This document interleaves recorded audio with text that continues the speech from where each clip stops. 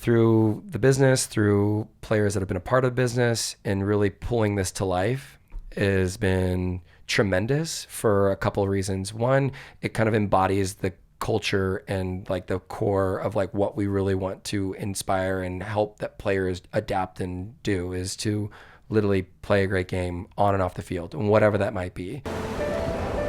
Purpose in the Youth. Purpose in the Youth podcast. Welcome back to the Purpose in the Youth podcast.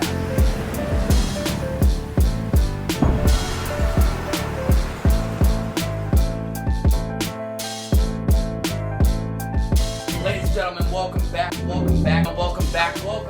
the Purpose in the Youth podcast with your favorite bearded man, the one, the only Bobbbaaaay. Ladies and gentlemen, welcome back to the Purpose in the Youth podcast with your favorite bearded man, the one, the only Bobbbaaaay. Today in the building, two-time Major League Soccer champion, founder of Sphere, fellow bearded brother, Michael Chabala. What's up, my man? Thanks for having me, bro. Dude, absolute Two-time. pleasure. I love that, man. There's not Two-time. many people that actually say that besides my former training partner that I grew up with. And every time I go back to Fresno, it's the only time I see him, he's like, two-time. That's Dude, it. That's like leads with it. Yeah. There's so much energy. That two-time champion of the world, baby. Champ. Yeah. We have to give a shout out to your cousin right now before we get into this podcast. Yo, Nathan Montanez with the assist. Dude, literally had dinner with hooking him it before up. I left, and I was planning to come out here, and he goes, "Yo, you gotta get on this guy. Like, his podcast is real. I mean, this guy is just, speaking fire, and he's just the truth as far as what it's like to really be authentic in the process. And I mean, he knew the startup phase and being like transparent about what you're going through. And I think for all of us, right, it's just you always see like Instagrammable things that are always nice, but it's like it's never that way, right? No. And that's like working their way through it. And anyways, my cousin Nathan Montanez, man, he's one of my shout out best to friends. Nathan, man. Yeah, he's just, like, it blows my mind, man, because it's like I can still remember starting this podcast, and then you're telling me that word of mouth is reaching Houston to the point that you're coming out to LA, and he tells you need to reach out to this dude. Yeah. It's just like, it's cool because I don't know him directly, but he's helping spread the word of mouth, which is something that I can't measure. Like, I have no idea about this podcast. I love haven't that. watched one of your episodes. I love I that. didn't even know who you were. Yeah. I just follow you on Instagram. I just took a $40 Uber to here. And left a Shout out bunch to of the my Valley. former MLS teammates and some meetings, whatever that I have going on here, and I'm like, I'm gonna go check this out. I mean, and two things for me. And like, number one, I just believe in keeping the ball rolling, like paying it forward. I mean, somebody at some point in time gave me a shot, and I'm not saying I'm giving you a shot, but and then also too, like, I mean, getting out of your comfort zone, right? And like meeting new people and trying new things. And like I said, man, there's beauty in like what you're doing. Yeah. And so from like one entrepreneur to another, I like appreciate what you're doing. So, and my cousin's like, you got to meet this guy. I'm like, all right, well, I'm gonna go meet him. So hits you on the DM, and here we are. Let's play. It's going to be an incredible conversation. And one thing is for sure is I appreciate people taking the time to do this. So know that we're going to get into some real shit today. Yeah, I'm in. I'm excited. When I was in sixth grade, I got a funny story. I got a soccer ball kicked to my face, and I think that was the moment I quit playing soccer. So I'm glad to see that wasn't the story for you. But being a two-time champion, right, and playing in the MLS for, close to 8 years, is there a certain skill or lesson that you learned and that you still reminding yourself of today, even as an entrepreneur phase now and not in the actual league? Is there a certain skill or lesson you're constantly reminding yourself of? A lot of things just went through my mind. The one thing that's coming out is that it's easy to get to the top. It's hard to stay there. And there's no other option but success. Backs against the wall at all point in time. And that there's always somebody behind you that's chasing you down, right? So, the one set of skills that I learned probably more than anything was how to work with a team and how to understand the dynamic of a team and how to know how to work within that dynamic and within that team individually with players. So as an entrepreneur, my whole focus is building the locker room. Yeah. On the field and off the field for the people that are building the business with me, and then for the locker room of players that lace up with us, in our outdoor concept and our indoor concept at the Four Seasons for our power classes.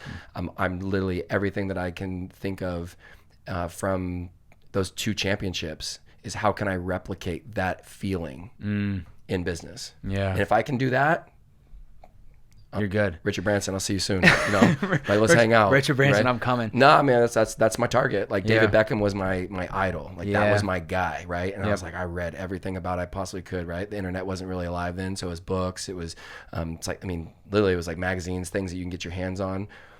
And so that was my guy. And then finally I got to play against him, and it was like, and you scored. Did you score against him? One of my 2 goals was Portland Timbers, LA Galaxy. They were like unbeaten in 15 games. Scored the first goal. Just absolutely played lights out. Best game of my career, hands down. But like that was my moment where it was like, and I always, my quotes and stuff that we do is like, play until your idols become your rivals. And it's like literally that David Beckham was my guy, right? Yeah. So now I'm like, I'm coming for Richard Branson. Like I admire him as an entrepreneur. I like the way they set up his companies, the way he structured them.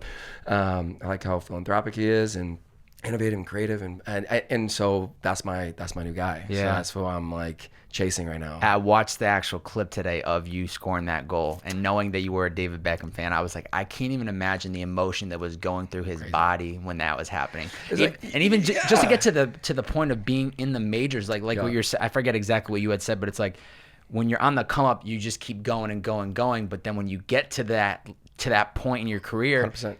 There's only down from there. So how do you maintain that level without getting knocked out? Because that's crazy to me. It's crazy to me. Yeah, I mean, there's something that's got to be wrong with you to like continue to keep grinding at that level. Like, and I don't mean something that's necessarily wrong with you, but like you've got to have a screw loose in some sense to just be that crazy to put yourself through the grind, right? Because you wake up at 5 a.m. or 4 a.m. and then you're going to the gym and you're post stamping and then you're going through it and doing this over and over and over again. And to become a pro at anything, right? Malcolm Gladwell, 10,000 hour rule, whatever it is, like you literally are beating your head on this like metal wall, and it's like, I'm gonna beat this thing down no matter what, and you just keep going and you keep going, right? Until one day like something happens and lightning strikes and there's a hole that picks through it. But it's crazy the amount of like perseverance that you have to have. And then not only that, but then when you get to that point, the mindset to be able to understand like how you get to the next level. But there's like, what's the next level? And I'll say the one criticism to myself too is like resetting that goal once you get to that point, because there's always something else, right?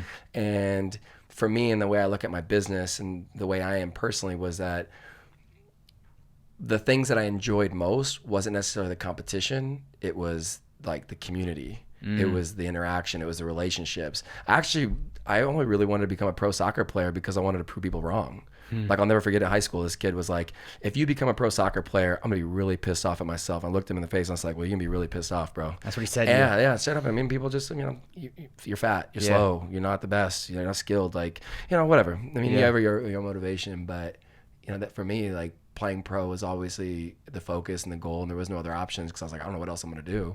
Obviously I was passionate about it like crazy. But you grew up you grew up in Fresno, California. Fresno Valley. The Valley, bro. The real valley. The real valley. The real valley. Fresno, right? I've never been up there before. Don't go. I think it's like 5 hours north of here. Nah, bro. It's like another 2 hours, 2.5 hours. Not that it's far. Not bad, man. It's not. It's like probably 3. What's that environment like for you growing up? I have fond memories of the family dynamic and the simplicity in Fresno, right? Like there's no big city lights, no big sports teams. I came from a wonderful family, rich of love and vibrant friendships, bicycles in front of yards. I mean, I'm serious, It was, everybody had their screen doors open. Nobody was locking their back door. Nobody's locking their stuff. You weren't worried about, crazy things that were going on. Super hot. I mean, super hot, which is probably why I like Houston so much, because my parents would never turn on the AC because we couldn't really afford it. And, so you just be, just grinding. It was always soccer. I mean, every weekend was always at my grandma's house, jumping in the pool, hanging with my cousins. So, I mean, when I got to a point where I started dating girls, like my dates were like, okay, bring the girl over to grandma's house with the family, and let's see if the girl vibes with the family. Because if she kicks it with them, then we're cool. Like we're gonna be good. But you got to get clearance with the fam first. Yeah, and my childhood was interesting because I was surrounded by such a unique and eclectic group of people. I mean, Latinos, African Americans. I mean, you name it, but like most of my friends were, I was playing like elementary basketball. Like I would literally have sleepovers. Like most of my friends were all African-American, like most of them. So, I mean, and it wasn't that I was like vibing that way or whatnot, but I just like where the part of town that I lived in and where I was at, like that was like the demographic. Like that's all you know. And I mean, it was eclectic. Like it wasn't one way or the other, but it like, it made me such a better human being. And there was no like style of play or color of their cleats that mattered to me. Like I saw you for your soul. Like I saw you for like what you brought to the table, not for like what you were wearing or for what you had, because I didn't have anything growing up. I mean, my parents worked their ass off to get me to where I am today. But what do they do for a living? My dad was like a manager. He managed. He was like, he worked at Producer's Dairy. I remember growing up. I mean, he worked at I would just say like a manager, like operations manager at like warehouses. And my mom worked for the city, doing like accounting and payroll and I mean, just neither one of my parents went to college. They both, were high school sweethearts. Yeah. Got married early. Kids were the next step. And I mean, the rest is history, right? How many were there of you? Just my sister and I. Okay. My sister's 2 years older than I am. Learned from all of her mistakes. Bless her heart. Love you, sis. But I had the same reverse though. My sister's 2 years younger than me, so I had to go through all the bullshit. Okay. And that she was all clearance because I had went through it with my parents. Yeah. But I know that it's interesting the dynamic, but there really is something to be said about the younger sibling to be able to like watch the goods and the bad, and to have a sister.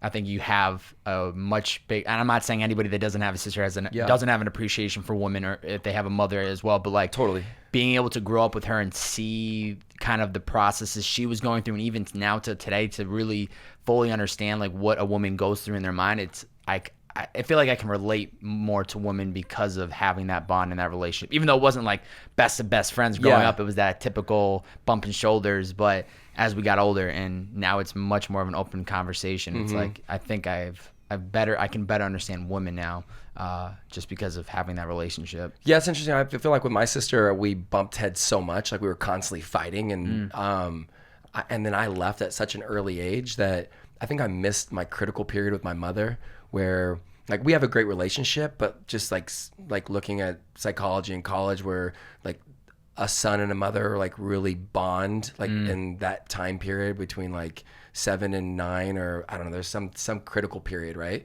And I mean, I was in Europe playing soccer. Oh, so that young you were already going across? So the two things that helped me with my career was my dad came from my grandma and grandpa were in the military. So my dad was just a military brat, like going all over the place. And it was all about my grandpa's career. I mean, decorated Army, lieutenant sergeant major, just badass. Whoa. Like amazing, right? Best guy I've ever had the chance of meeting. My mom was one of 4, and it was always about like making sure everybody was equal. Like my mom kind of always had to like fall in line. It wasn't like, oh, you can go do this, and nothing was ever about them. It was more about their parents or the family dynamic. And so I think when my parents had my sister and I, they're like, we're going to do everything that we can to give them the opportunities that we didn't have. So traveling and sports and things that might be a little bit more individualistic and more unselfish of them to be like better parents for us, gave me the opportunity that when I went to San Diego, I was playing 3 years up. So I was 8 playing on an 11s. You were down in San Diego for just like tournaments, or you were living there? Yeah. So my dad, hyper competitive guy is, but like there was this one kid that was playing on a team like a couple of years older. So like my dad's like, well, I was playing like rec. It was just like the basic bottom teams. My dad's like, no, I'm not letting my son play there. Like my son's gonna play up too. So they faked my birth certificate to play up 3 years. So I played on this team, and the team was playing in a tournament in San Diego. It's like a big soccer tournament. And I mean, I was balling. Like I'm 8 years old, just scored a goal, did my thing. And I mean, it's very common that scouts go and look for players. Now it's like 4, 5, 6 years old. Like you're looking at players, but then it's like 7, 8, 9. But they were looking, scouts saw me, talked to the coach, talked to my parents. Next weekend, this guy's basically training me for a weekend. Next thing you know, like we want this kid to go to Austria, and we want him to join our academy. And my parents like, all right, I'm on a 747 flying over to Vienna by myself. And how old are you? I'm 8. 8? I'm 8. 8? Yeah. And you're flying to Vienna by yourself? Yeah. To go to school and really focus on soccer? Yeah. That was my childhood. So when I talk about like my period, my family, like I love them to death, but everything that I've always known was like being around strangers. Wow. And like in uncomfortable situations and environments. And so that's where I started like the growth and like the career of like from I my did not future. find that online. I didn't know you. So Yeah. how long were you over in Europe, like for this? It was on and off for 2 years. So I went away and then came back, went away again, came back, and then stayed for an extended period of time. So it was a matter of probably like on and off year and a half. Wow. 2. And then you came back, and then you were living back in Fresno for your high school years? So my mom and dad, they offered me a contract at 10 to stay. And it was that period of time where my parents had to make a decision whether or not like I was going to become a professional and go for it or go to school. Cause like once you get paid, you can't like get a full scholarship. Yeah, right? yeah. I mean, you can come back and go to school, but you got to pay for it. So you're like technically you go pro. So they were just like, no, we want him to go to college. They didn't go to college. So they wanted that for me. And I mean, it's a crapshoot, right? So when I don't remember, I didn't know the conversation, but they always tell me like, yeah, you had a contract at 10, but we turned it down and said, well, no, we wanted to go to. Were you college. loving that 2 years there though? Like, or did you for feel me, like you were because missing out? I remember like bits and pieces of it. Yeah. I don't remember all the collect calls that my parents had to pay. Like they said, it was like $2,000-$3,000 of just collect calls because I was so sad and crying and like lonely. I bet. Because I lived with an American coach who was over there coaching, and like there was 2 other American kids that were like 15, 16. Like they were in like the older programs. I mean, here I'm like 8 years old, just like, taking myself like on the Autobahn to go to training, coming back, buying my own food, going and jumping on trampolines. Like just literally maneuvering Europe by myself. And yeah, it was wild. Dude, that is unbelievable. Yeah. I'm like thinking of my childhood. I'm just like going to school and I'm not doing anything crazy, but you're going across the world to work on that passion. And I grew up quick. That was, I mean, the experiences that I can remember and recall from some of those environments, near-death experience, just, pedophile like type, scenarios that could like, I didn't even realize. Right. But I'm looking back, I'm like, that was right. Right. And then, fights with kids and, managing money and learning a language. And I mean, 8 years old, bro. Wow. Kids now are just trying to figure out like what video game you're going to play. Right. It was one of the greatest things that ever happened to me, but that was kind of the jump for me, because then when I came back, I was just on a different mindset. Like I had already like traveled Europe, like playing in different countries. I was thinking like, okay, what's next? Like, where am I going next? How do I get to the pros? Like what, like, and so from there it was Olympic development programs, youth national teams. Okay. College is in 4 years. Like I'm already like storyboarding. Okay. How do I go backwards? Like I've got this huge calendar in my room. I'm like writing out my training sessions every single day. I'm just like mapping out, like you're visualizing. 100%. You're gonna make it to the pros. There was no doubt. There was no question marks. It was just more about, okay, what path am I going to take, right? Like I always believe that all roads lead to Rome. It's just a matter of like which one do you want to take, right? Yeah. And then of course like goal setting and reading or hearing from different like individuals about like what they did, and it's like, I mean, I didn't have like a lot of books that I was reading or have like a Gary Vee to like, do these things. Yeah, and no like podcast there was no to tune podcast into. to listen to, and Instagram people to follow. It was just, pick up bits and pieces of information here and there. And then, somebody told me like, hey, like think of your life as an interview. Like imagine on your deathbed, that hot chick from ESPN is like, you made it. Like what a great game you just played. Tell me how you did it. I'm like, and walk me back step by step of what you did. I'm like, damn, that's power. I was like, okay. So every night I would go to bed and I would just think, okay, hold on, let me work my way back here. Okay. And I would visualize it. I'd see, playing pro. I'd see scoring against Beckham. I'd see, winning a championship. I literally like saw myself traveling the world, going to college, getting a degree, graduating early, traveling around the world. And it's like literally like working it backwards. And that's why I went back to you earlier and said, I stopped dreaming at some point in time, right? Yeah. For a reason. Like what I'm doing now is the reason why. Because like if I would have kept dreaming, I would have played on the national team. Probably would have won a World Cup. But I didn't. That wasn't the focus. Because as I mentioned earlier, like I love soccer, but I love the experiences about soccer as much. And it's the locker room too. It's the people that's part of the process. My whole life through that was okay. Came back from Europe, and now I'm living on people's couches and going to these like soccer tournaments. So obviously money's tight. And so one family would be like, okay, you take that tournament. So we would drive up to like Danville or Sacramento or San Francisco. And this family would then be responsible for like 5-6 kids. So we would all jump in a car together. We go stay in some hotel bunk up like 3-4 kids to a bed. We go play 5-6 games, drive home. That was it. And we do it again. And then eventually got to like teenage years. I was in Pleasanton playing for a team there. And then it was like, all right, well, I'm going to live on this person's couch for like a couple months because it's summer and I'm just going to stay here. And then new team, new house. And it was like, hey, we're going to be doing training in, I don't even know, Yosemite. Like, okay, well, who lives over there? Like, we're going down to LA. Like, and so we would literally just stay at random people's homes. So my whole life, everything that I've ever experienced was just a new locker room every single day. Wow. And did you find any of those kids that you were playing with growing up, did any of them make the pros, or were you just like the one guy of the group that actually got to that level? Yeah, I mean, there's a handful that made it. Some probably more not playing than probably not. Yeah, like there was guys that made it. And this is another thing is I always said I'd rather make it, in my 20s, like as a pro, because there's like youth national team, like playing for your country, but they have youth teams that build up to the men's national team, which is a process, right? So there's a lot of kids that were making it to the men's national team or the youth national teams earlier, but I never really made it. I was on the pool, I was on the cusp, but it was good for me because I never got that satisfaction like, okay, you made it. I was like, you were not good enough yet. You're not fast enough yet. And so I'd always go to these tournaments. I'd always go to the camps or combines, but I would never get selected. Most of those guys that were on those teams, they burnt out. Like most of them all burnt out. There's a handful of those guys that made it and played professionally, and we played against each other, but predominantly a lot of those guys they didn't get there. So what was the inspiration for going to University of Washington? I know they gave you a full D1 scholarship. Were there any other schools that were offering you that you were kind of considering, or was that just a no questions asked, I got to go there? It was the first school and the only school that the coach flew down to my home, had dinner with my family, and offered me a full scholarship.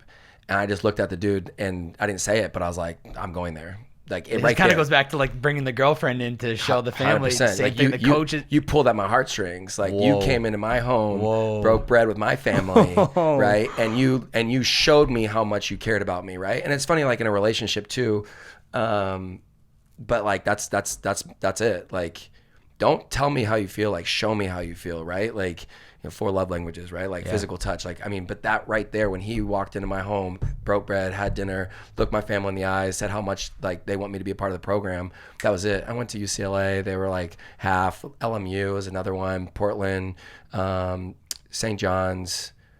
But that was it on my visit. It was like maybe the fourth visit. There was the fourth visit. Miserable experience. Like rain. At Washington. At Washington. Oh, I mean, because you're cold, wet. Just I'm hellish. And I just remember sitting there, and I already had it planned. So like we're sitting there, and I'm like, hey, I got an announcement, and I'm a little extra, but of course I'd like get everybody, all the other recruits and stuff, and I'm like, I'm coming here, like let's do this, and it was like a big deal. It was just everyone's going so crazy. Extra, but it was cool, and that was really like the catalyst that made me do it. A couple things as to reason why I really wanted to do it was because I wanted to go and put myself in a really uncomfortable situation. I wanted to go out of state. I wanted to go away from home. I think it helped that I had been away like as a 8-year-old, right? But I also didn't want mom and dad to lean on. Like I wanted to basically figure out life for myself. I didn't want to know anybody. I didn't want somebody from my high school to go there. I wanted to be completely on a clean slate. Wanted to make my own name. Wanted to do my own thing.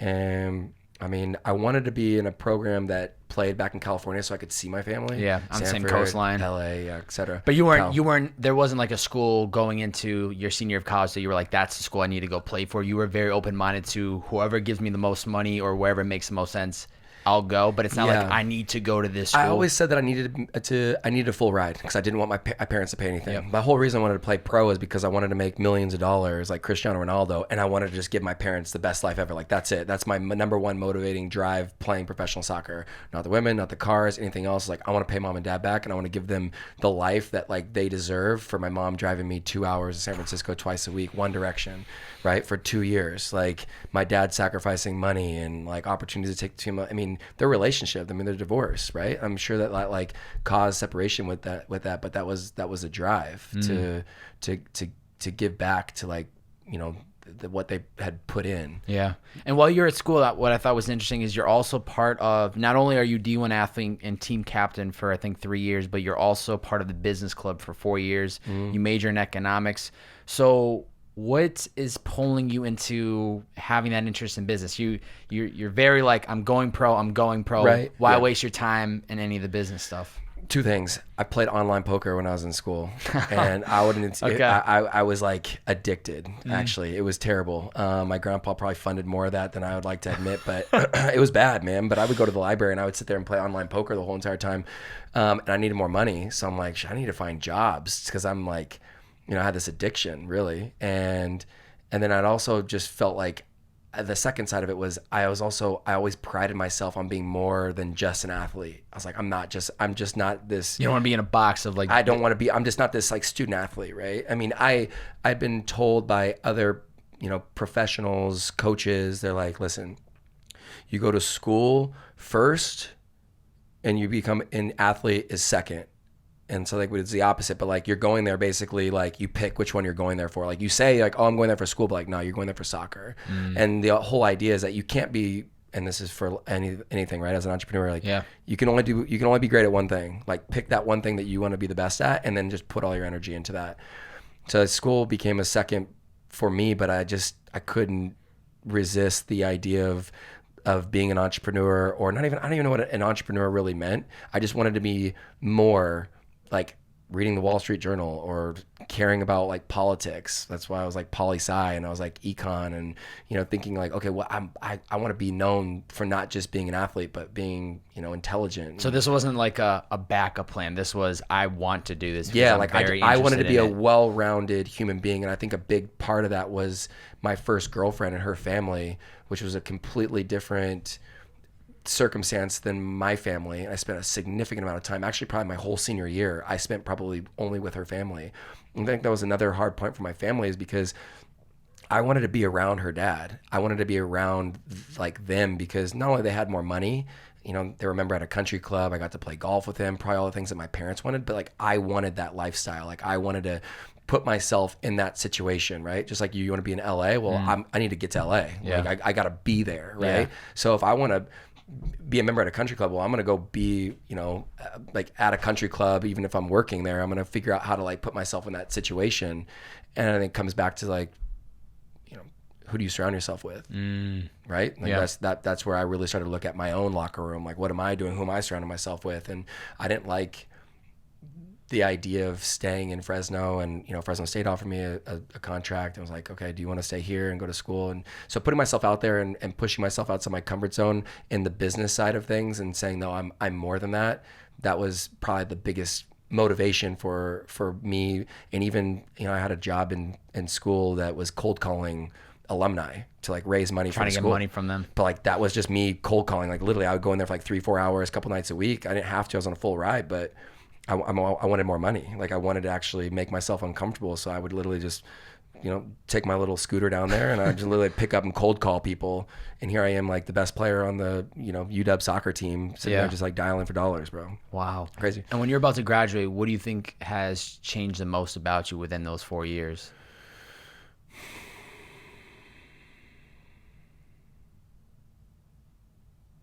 Sounds like it's mindset. You're improving the skills as a soccer player. You're deep diving into more of the business stuff. Yeah, I mean, I think psychologically. I mean, I struggled with that girl that I was first with, and I'm a helpless romantic. First off, let me say that. So, and I just play with my heart on my sleeve, right? So like that relationship turned sour, and my first year as a D1 athlete, full scholarship, which was only 2 of us. I was the worst player on the team. And my coach pulled me in the locker room at the end of that season. He goes, you got to figure it out by next year. Like, I'm taking your scholarship. Went and saw a sports psychologist, went and saw a psychologist, and like literally changed my whole world. Like the perception, talked about just, mentality, like you say, like, win the morning, win the day, like applying things that I can do for my own life and how I can adjust that. And I think I just became more professional with the way that I took my job, right? And realizing that, obviously playing soccer was, fun growing up, right? But now like there's responsibilities that come with that scholarship and maturing. And I think more than anything of finishing or figuring out how to finish was probably the one thing I took away from school and my whole experience was it didn't have to be pretty. I started out as a pre-med. I went into business school, but then I didn't make that. So I did poli-sci because I thought, oh, that'd be easier. And then I did econ because I was like, I just need to finish. And how can I break it down based off of like how many credits do I need to take to graduate by the end of my third year because it drafts in January. So like I had to graduate early if I wanted to make it. Wow. So it was more about like, okay, I need 30 credits here, 25 credits here. So I was basically taking like over a full load every single quarter summer schools to make sure that I just finished. But it was more or less just like, how do you just get it done? That's a good lesson to learn. Like, you signed up for this, you're in school, like you're gonna finish this. It doesn't matter what your GPA is when you walk out of here, but no doubt. I'm in this environment, I need to get it done, and I mean that's just turns into everything else that you end up doing as we kind of keep moving forward. Exactly, and I think my grandfather told me, I said, I want to transfer. I don't want to be here anymore. I miss that girlfriend that I was dating. I was like, I miss her. I just want to be at home. Like, I don't want to be here anymore. And he was like, no. He's like, you made a commitment to be there, and like you're gonna see it through. Like, I don't care what you do in this lifetime, but you're gonna graduate college, you're gonna play professional soccer, and then whatever you want to do after that, that's it. So having that person in your life that's gonna hold you accountable, I think is so important too. That being discipline, able to find that, especially with if he has that much experience in the military. I mean, if there's anything I feel like you would learn from being in the military, it's that discipline and no doubt, and kind of like you were saying earlier, like taking your head and putting it up against the metal wall. Like, it's not, the whole process and journey isn't really beautiful and flowers. It gets kind of boring and it seems repetitive, but those disciplines are what's going to help you achieve these goals. So you end up graduating early, and this year, at the time, you're playing for what was called the USL Premier Development League. Today it's now known as the USL League 2. Right. You bounce around from the Yakima Reds and the Fresno Fuego. Is that yeah, they're like right? they're basic teams that most college kids just go and play on to get reps during the summer. They're like feeder teams, if you will. But, just like a intermediate spot. Keeps you moving, keeps you playing. A lot of guys like look for these teams and stuff. They become a little more prominent with a little bit more direction and better players. But So January 20th in the 4th round, 45th overall of the 2006 MLS Super Draft, you get picked up by the Houston Dynamo. What is going through your head on this day? Your biggest goal, your biggest dream. You reverse engineer every step to get you to this point. What's the emotions? I mean, I didn't think I was going to get drafted because my parents again, going back to the whole experience piece, my parents were like, okay, we're flying you to Philadelphia. I wasn't asked to go to Philadelphia. Like, it wasn't the NFL draft where, there's all these cameras and, fancy cars and this amazing experience. Remember, there's nothing, right? So my parents like, okay, go. Got me a hotel. I go and show up wearing a suit. Like, the top 10 guys in the country are getting selected, but like everything else is like off camera. Like, if you're there, it's like, okay, who are we going? It's not anything what it is today, right? So, are you submitting, by the way? Are you like just like, I want to be in the draft, or are you getting invited? No, you got to be. It's like, so I mean, it's a whole crazy experience, but there's a combine that happens that you have to be selected. So like, I got selected to go to that combine. Based off that combine, then coaches kind of look at who those players are, and then they have a better idea going into draft who they're going to pick. Gotcha. Prior to that, my college coach put me into Real Salt Lake, Colorado Rapids, and San Jose. So all those coaches had a relationship with my college coach, and I went in there for like a week. Just got to train with the team, and I'll go back to the story at the very end of this, but and through all those experiences came the combine, which after the combine, the draft. So my parents like, go to the draft. Went to the draft.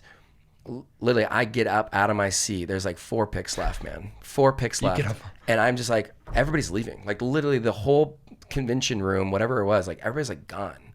And so I'm like, what am I going to do? Am I going to go to like iBanking? Like, well, I don't even know, like, the thoughts. Like, I don't even know what my options are. Like, what happens next? So I'm like walking out, and it's like 44th pick, 40th pick, like, 44th, 40th? 40. You got 44th. Yeah, 44th pick. And, the MLS Super Draft, it's like, Michael Chabala gets selected to the San Jose Earthquakes. I'm like, what? And actually, I don't think that's wrong. I think it's wrong.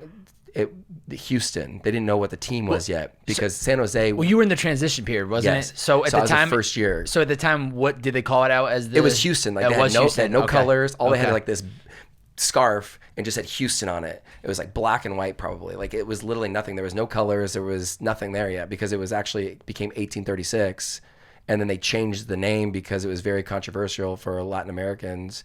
Oh wow! Because it's like our Texas independence from Mexico. It was a huge. So then they had to change it to just the Dynamo. Exactly. So then they had a complete rebranding, and then they're like, okay, we're gonna call it the Houston What a hell Dynamo. of a time to get drafted. So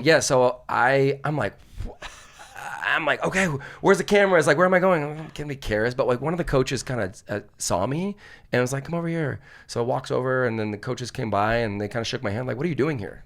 I'm like, I just. They're like, congratulations, like we're really excited for you to be here. And then the coach kind of pulled me over and he said, you know why I drafted you? And I was like, why? I was like, I mean, I'm a good player, like you need me at left back, I want to be your starter. And he goes, honestly, he said, you're a good player, but you're a better person. You're not going to mess up my locker room. And like you picking up the balls, being the first one on the field, the last one off, helping with the gear, respecting my veterans, like that's why I drafted you. Whoa. And I was like, if you look at my business and a lot of the things that in the vernacular, the quotes, everything is all just a story of my whole entire life in Sphere. So like if like in our like values and all the rest of it, it's like be a good player but a better person. So anyways, that was something that and did he was really pick up powerful. on that from just the Columbine, or had he just been watching you? One of the greatest things that my college coach told me, he said, when you go to these combines, just number one, never give up on a play. Right? Like don't ever turn your back on the ball in life too, right?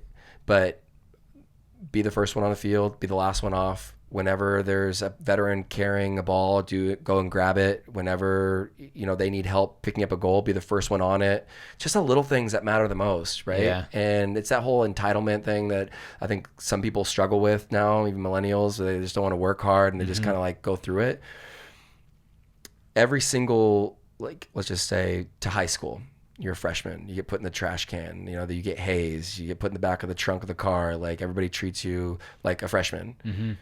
Sophomore, junior, senior, you're the guy. Okay. Well, college, you start all over again and you just build your way up again. And then all of a sudden you become a pro, right? And then you just have to start all over again. And those words from my college coach really, really stuck with me. And then, pro soccer, and then all the way back to the bottom again, starting with Sphere. So, I'm probably like a freshman in high school, sophomore in college, or in high school with like our business, but we're promising, we're looking good. So talk to me about you're in we have to touch a little bit of your like playing in the actual majors, but you spend 3 years on the MLS reserves division, and tell me if I'm wrong with any of this. Yeah, you're good. But I believe you spend 3 years in the MLS reserves divisions for the Dynamos, and you get your first major debut on April 11th, 2009, which we will talk about at some point, that you get a red card within, I think, 4 minutes, which is unbelievable. But my question for you is, you're now in the MLS, you're in the reserves.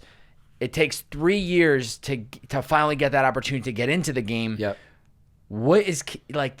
Is it mentally tough for you to just be that close to actually getting some burn, or are you just like so appreciative to be just in the environment that you're just constantly working, constantly hustle? Yeah. Because I feel like you're there. You know what I mean? Like you're a professional soccer player, but yet they're not giving you that opportunity to get in the game. Yeah, you see those like little cartoon images where like the two people are like digging that tunnel, right? And Yes. like one's chipping away and it's like right there, and the other one turns around. Like it's literally that's my picture, right? And you're like so close, but you're still so far away.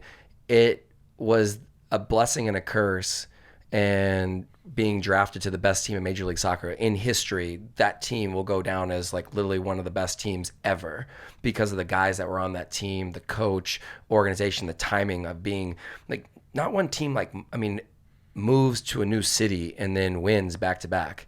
And so those were the years. Those 06 and 07 when you guys I was playing behind the fittest, most decorated professional, not necessarily the best player, but this guy didn't make mistakes. Like he just didn't. Like, Who is this? Wade Barrett. He was our captain. Okay.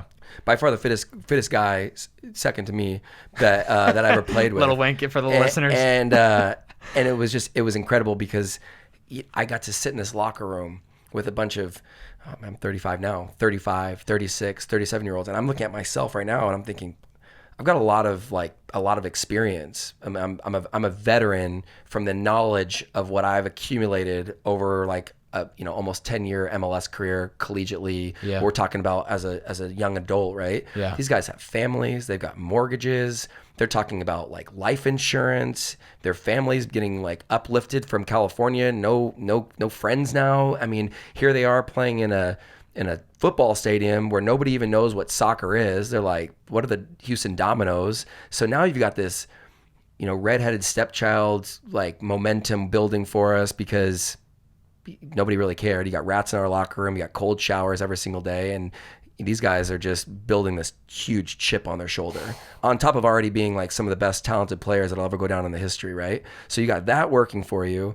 And then you've got this locker room, and I'll just never forget the conversations and just say, what do we want to do? I was like, listening to these guys, I'm just not going to talk to anybody. There's a 40-year-old man over there called Pat Onstad, was our goalkeeper. Called him Eeyore. I mean, he was just miserable. He wouldn't even call like rookies by their name because like you won't even be here in 6 months. Like, he'd be like, John, whatever your name is, go grab the goal. Like it was that bad. But sitting in that locker room and being able to watch these guys operate as a professional and to see them collectively make a decision as a group, like, what do you want to do? What do we want to do here? We have the opportunity right now to like make history. We have the opportunity to use this as an advantage, and the way that they were able to like work together and say, we don't have anybody else. Like this is it. So we can feel sorry for ourselves and we can just go about it, or we can literally go out there and make absolute history and a name for ourselves in the record books, and to like, there's no better success than revenge, right? So revenge and success. So it's just more about how can we use this to help that and use that as momentum. So with that professional experience, so I'm 3 years playing against the best players in the league, period. And I'm being trained behind like the best guys. So not to mention, I get drafted and my coach comes up to me first day on the field and he goes, "Hey, you're left-footed, right?" I said, thought about it for a second. "Yeah, I'm left-footed." "Okay, cool. Left midfield." Like junior year, I rolled my ankle in preseason, first day. And I mean, so bad that I could barely limp on it. My right foot, it was like just a brick. I couldn't even do anything with it. So every single day I would go out to the back of the field house, our training field, and it had this perfect L where turf would go up against it, had a high wall. It was where the football stadium was. And I'd ping thousands of balls with my left foot, like thousands. Just training it to be. Thousands. Like anything you can think of with that left foot, that was it, man. Left foot, till the lights would go off, wake up again, do it again, left foot, open foot. Like I'm a right-footed player. My whole entire life I played right foot. I always have been decent with both feet, but I had to like truly train myself to be left-footed. You take a penalty kick, right? That's like your American football, like 50-yarder for the game winner. Like that penalty kick, I always took with my right foot. It was like butter. Like, where do you want it? I got it. I had to do it with my left foot. And so when I got drafted, my coach thought I was left-footed. So my whole professional career, I played on my weak foot. And so I go to my left foot. I literally play left midfield. And so left midfield, then they bring in a guy like Stuart Holden. They're bringing in a guy like Corey Ash. These are all, amazing pros. And so they're like, one of the other guys that was left back behind Wade, he left and like, "Hey, well, you're just fall back and play left back." I was like, "Yeah, sure." So I became like this utility midfielder kind of, hybrid player that played everywhere. And so 3 years, I kind of started to look at myself and think, okay, how long am I going to give this, right? I mean, how long do I continue to keep getting paid? What was I making? Like $14,000 a year. Wow. And then $19,000. Are you allowed to get sponsored, like brand deals at that moment in time, or? I mean, I could go to the street and ask for money, right? I mean, wow. But it's part of being a pro, right? I mean, some people would go get jobs. Paying your dues almost, I guess. Sure, right? It's changed significantly, but I mean, minimum contracts were like $27,000. That was like my next one after maybe a year and a half. So I mean, a year and a half in, I'm making 27. So I played basically almost 2 years for nothing at like 19, and then I got that 27. But then at that time where they offered that next contract, which was like 42. I had already played out my almost in my third season. And so instead of it being like, okay, we'll play out this 2, which is what I asked, I was negligent and didn't read my contract, trusted my agent, and they added another 4 years on top of that, where I was making $40,000 for basically the next the rest of my career, essentially. So I learned a lot in business at that moment about contracts and making sure that you're properly reading and making sure that, you're negotiating. So that 3 years for me was, hellish, but at the same time, at the point of like opportunity, right? And being prepared for it. I mean, I had every opportunity to just keep messing around, which I was. So I didn't drink or party in college, like at all. Like it was every You were day, just all up, in. grind, work, school. There was no room for error. I maybe a little bit my junior year, maybe in the beginning, maybe like during season, after season, and then I like turned over and that was it. So when I got to Houston and became a pro, I was like, we made it. Like we did it. Like let's go. Like line them up, shots. Bring the girls over. Like let's catch up, right? Like let's do this. Well, you made it, right? I made it. You're in the league. I'm professional I'm on a soccer team, player. whatever that means, right? Let's go back to the whole goal setting and where I wasn't regrouping on it, but I was like, I was there. Well, are you there? Are you starting? Are you not starting? Are you winning a championship? Are you just part of the team? And I met my best friend, Stuart Holden, who at the time was not signed with the club yet. And he was the exact opposite. So like, I'm Mr. Serious, no bullshit. Like everything I did was just like, look, I'm going to bed at 8. I'm gonna eat this. I'm gonna eat that. Like I'm just, discipline, everything. But to the point where it was almost, I wouldn't relax, like be loose as a player and just enjoy life. And he comes over here on the opposite side of the spectrum, like absolute party boy, knows everybody in town, just really good with the girls, and just and so he and I like just collided, and we just instantly became boys. It was just a funny experience. He's like, hey, let's all go out. Comes, picks me up in his X5, playing EDM music. He's wearing these like ridiculous oversized baggy pants, bright pink shirt, super flamboyant. I'm like, oh, we're gonna be friends, I like dude. this guy. Yeah, I like this we guy. like vibed instantly, went out, and from there it was a beautiful transition of like both worlds, kind of him becoming more professional and like really taking his career seriously, and then me opening up, relaxing, and like being a little bit more loose and going with the run of play, and through those like experiences of being in that situation, it was helpful because we were both grinding and like challenging each other every single day. So we were really pushing. He got a couple of opportunities earlier than I did, and it was one of those moments where I had to like look at myself and it's like, okay, I have like this amount of time to make it. I mean, I jumped over to Portland and played in the USL for a year, not a year, but like off and on for a year. My first year, I just went on loan, where I was like sleeping on the floor and just. What does that mean to go on loan? Like you're saying, I want to go help them out, or yeah, one of my former, I mean, he's like a mentor, right? But his name was Craig Weibel, and he pulled me in and said, look, you're not going to play here, like not right now, not on this team. You need to go get games. The only way that you're going to get better is by playing. And so at the time, like our second division was called USL, which like a long time ago, like the Seattle Sounders, the Portland Timbers, New York Cosmos, like all these basically old teams from the NSL days became like the USL. So it's like a minor league below MLS. So at that point in time, I went to my coach and said, I want to go on loan. Like I want to go get games. And he was actually more impressed that I even came to ask him this. And he said, okay, like let's make it happen. Made some phone calls, off I go to Portland. So I worked out a deal where I didn't get paid by Portland, but I said, I want to train in Houston because I still want my coach to see me and I still want to be here, but I want to go play games in Portland. So I would train in Houston for 4 days. I would fly to Portland. I wouldn't make any money on your own budget. No, they paid. Like Portland paid. Like their only payment for me was just to fly me to games. So like I'd fly all over the country, just get these games and started clipping away. But that's how then I got that opportunity to play for Portland, because I had made a relationship with the general manager and kind of worked my way into that. But going back to what you said, 3 years, getting my first chance, still getting a red card, right? It was just, there was nothing sexy about, sitting upstairs in the stands, watching everybody play, preparing like I was going to be playing, or maybe, you never really know, but then going into the locker room, 11 p.m., going on the field, and then doing sprints until midnight, wake up, and then go back to the training ground at 6 a.m. the next day. Yeah. And again, just like, there's just something to be said about kind of having that screw loose and not giving up, right? Because there's a lot of players that were part of our team just said, I can't do this anymore. I can't live off of what we were making, which honestly, my Stewart's family was the one that supported me my first year. I wouldn't have made it if it wasn't for them. Wow. They're like, hey, live with us.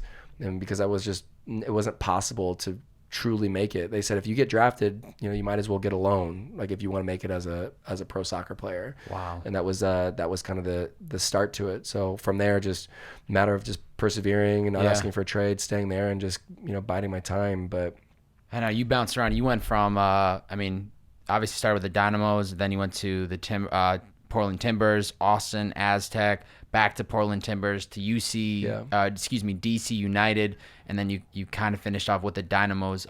What do you think was one of the biggest sacrifices you made within that 8-ish years? I think it was 8 years, right? Yeah, I always tell people like 10 because in my mind I'm like, nah. Let's round up. Let's call it 10. Yeah, call it like, nice little decade in the MLS. It's not on brand. All my team knows that I'm like 1, 7, 4, 6, 10. Biggest sacrifice that I made.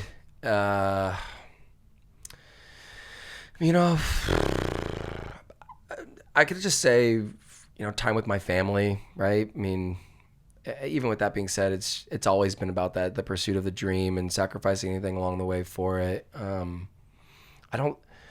It's hard I don't really look back and think I missed out on anything because I was traveling around the world and playing at the top level regardless that I wasn't on a team or not starting at that point in time. I don't know if I really have anything that's like a regret. I mean, more time that I could have spent with my family, working on another career. I mean, if anything, honestly, probably money. I mean, really, like, I'm just sacrificing my happiness for money of going and getting a job. Most of my friends that had, gone to college with that went off to these jobs, iBanking in New York, commercial real estate. By the time that I got my shot, like they were making 80, 90, 100 grand. So they were already, let's go to Vegas, let's go to New York, right? So I would say I sacrificed experiences and money for, opportunity, experiences that are different than the ones they were getting, right? That like are life experiences that are making me a better entrepreneur and man than like partying my ass off in Vegas or New York or Miami and doing those things that you probably do when you're mid-20s. Yeah. And but at the time it doesn't feel like a sacrifice because like you said, you're totally. So disciplined and you're so in on it that like I can't go to Vegas because exactly. I got to work on this craft. Right. And so it didn't really seem like but I will say I was still like enjoying myself. As I mentioned, it was like, okay, it's party, like I made it, right? So I was going out and I was partying because it's like, I'm not playing on the weekend. Who cares, right? It's not my job. Those guys are going to do it. And because you would know in advance if you're going to be soon up. Yeah. But I mean, there was no way I was playing on this team, but I've got like some of the best players that I've ever played, right? So Dwayne De Rosario, Google him, one of the best players that's played in Major League Soccer, just an incredible athlete and competitor, probably one of the hardest players I've ever played against when he went to Toronto and I was in Houston. And one day he pulled me off the side and he said, "What are you doing?" I was like, "What do you mean, what am I doing?" And he's like, "What are you celebrating?"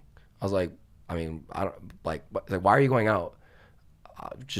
He's like, "Until you win 2 championships, I don't ever want to see you out. I don't want to hear about you partying. I don't want to smell alcohol in your breath if you want to be back on my locker room. Do I make myself clear?" I was like, "Damn, yes, sir."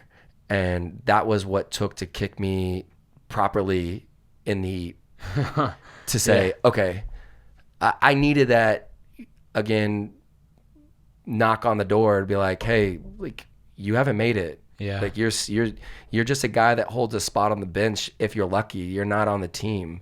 I'm replaceable by the end of the season, and that really made me dial in, and that's what really started to just double down on my career, focus on the extra work and getting back to the basics of what really got me there in the first place, which was showing up early, which was leaving late, which was being a good locker room player.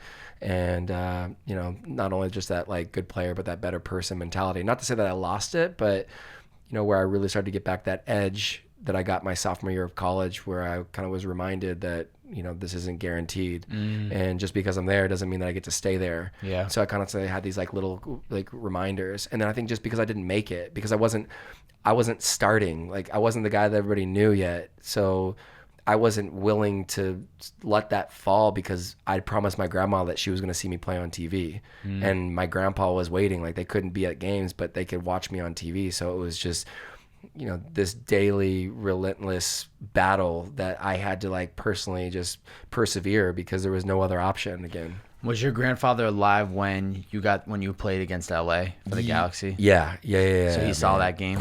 Man, yeah, he was. I don't think he was there for that game. No, nobody was there. But he saw it on. But he saw it on TV. Yeah, he got to see you on TV because I know that relationship was pretty. Yeah, it's important in your definitely. life. I'll tear up in a second talking about him. But that was the one. And it's against David human Beckham being. too. Yeah, man. Just the whole thing is just, you look at my career and it's like, it was like, boom, like that fireworks show, right? And I think like just sizing yourself up against like the best competition, playing against the best team in the league, and to be like on ESPN, being like player of the match. I mean, left back.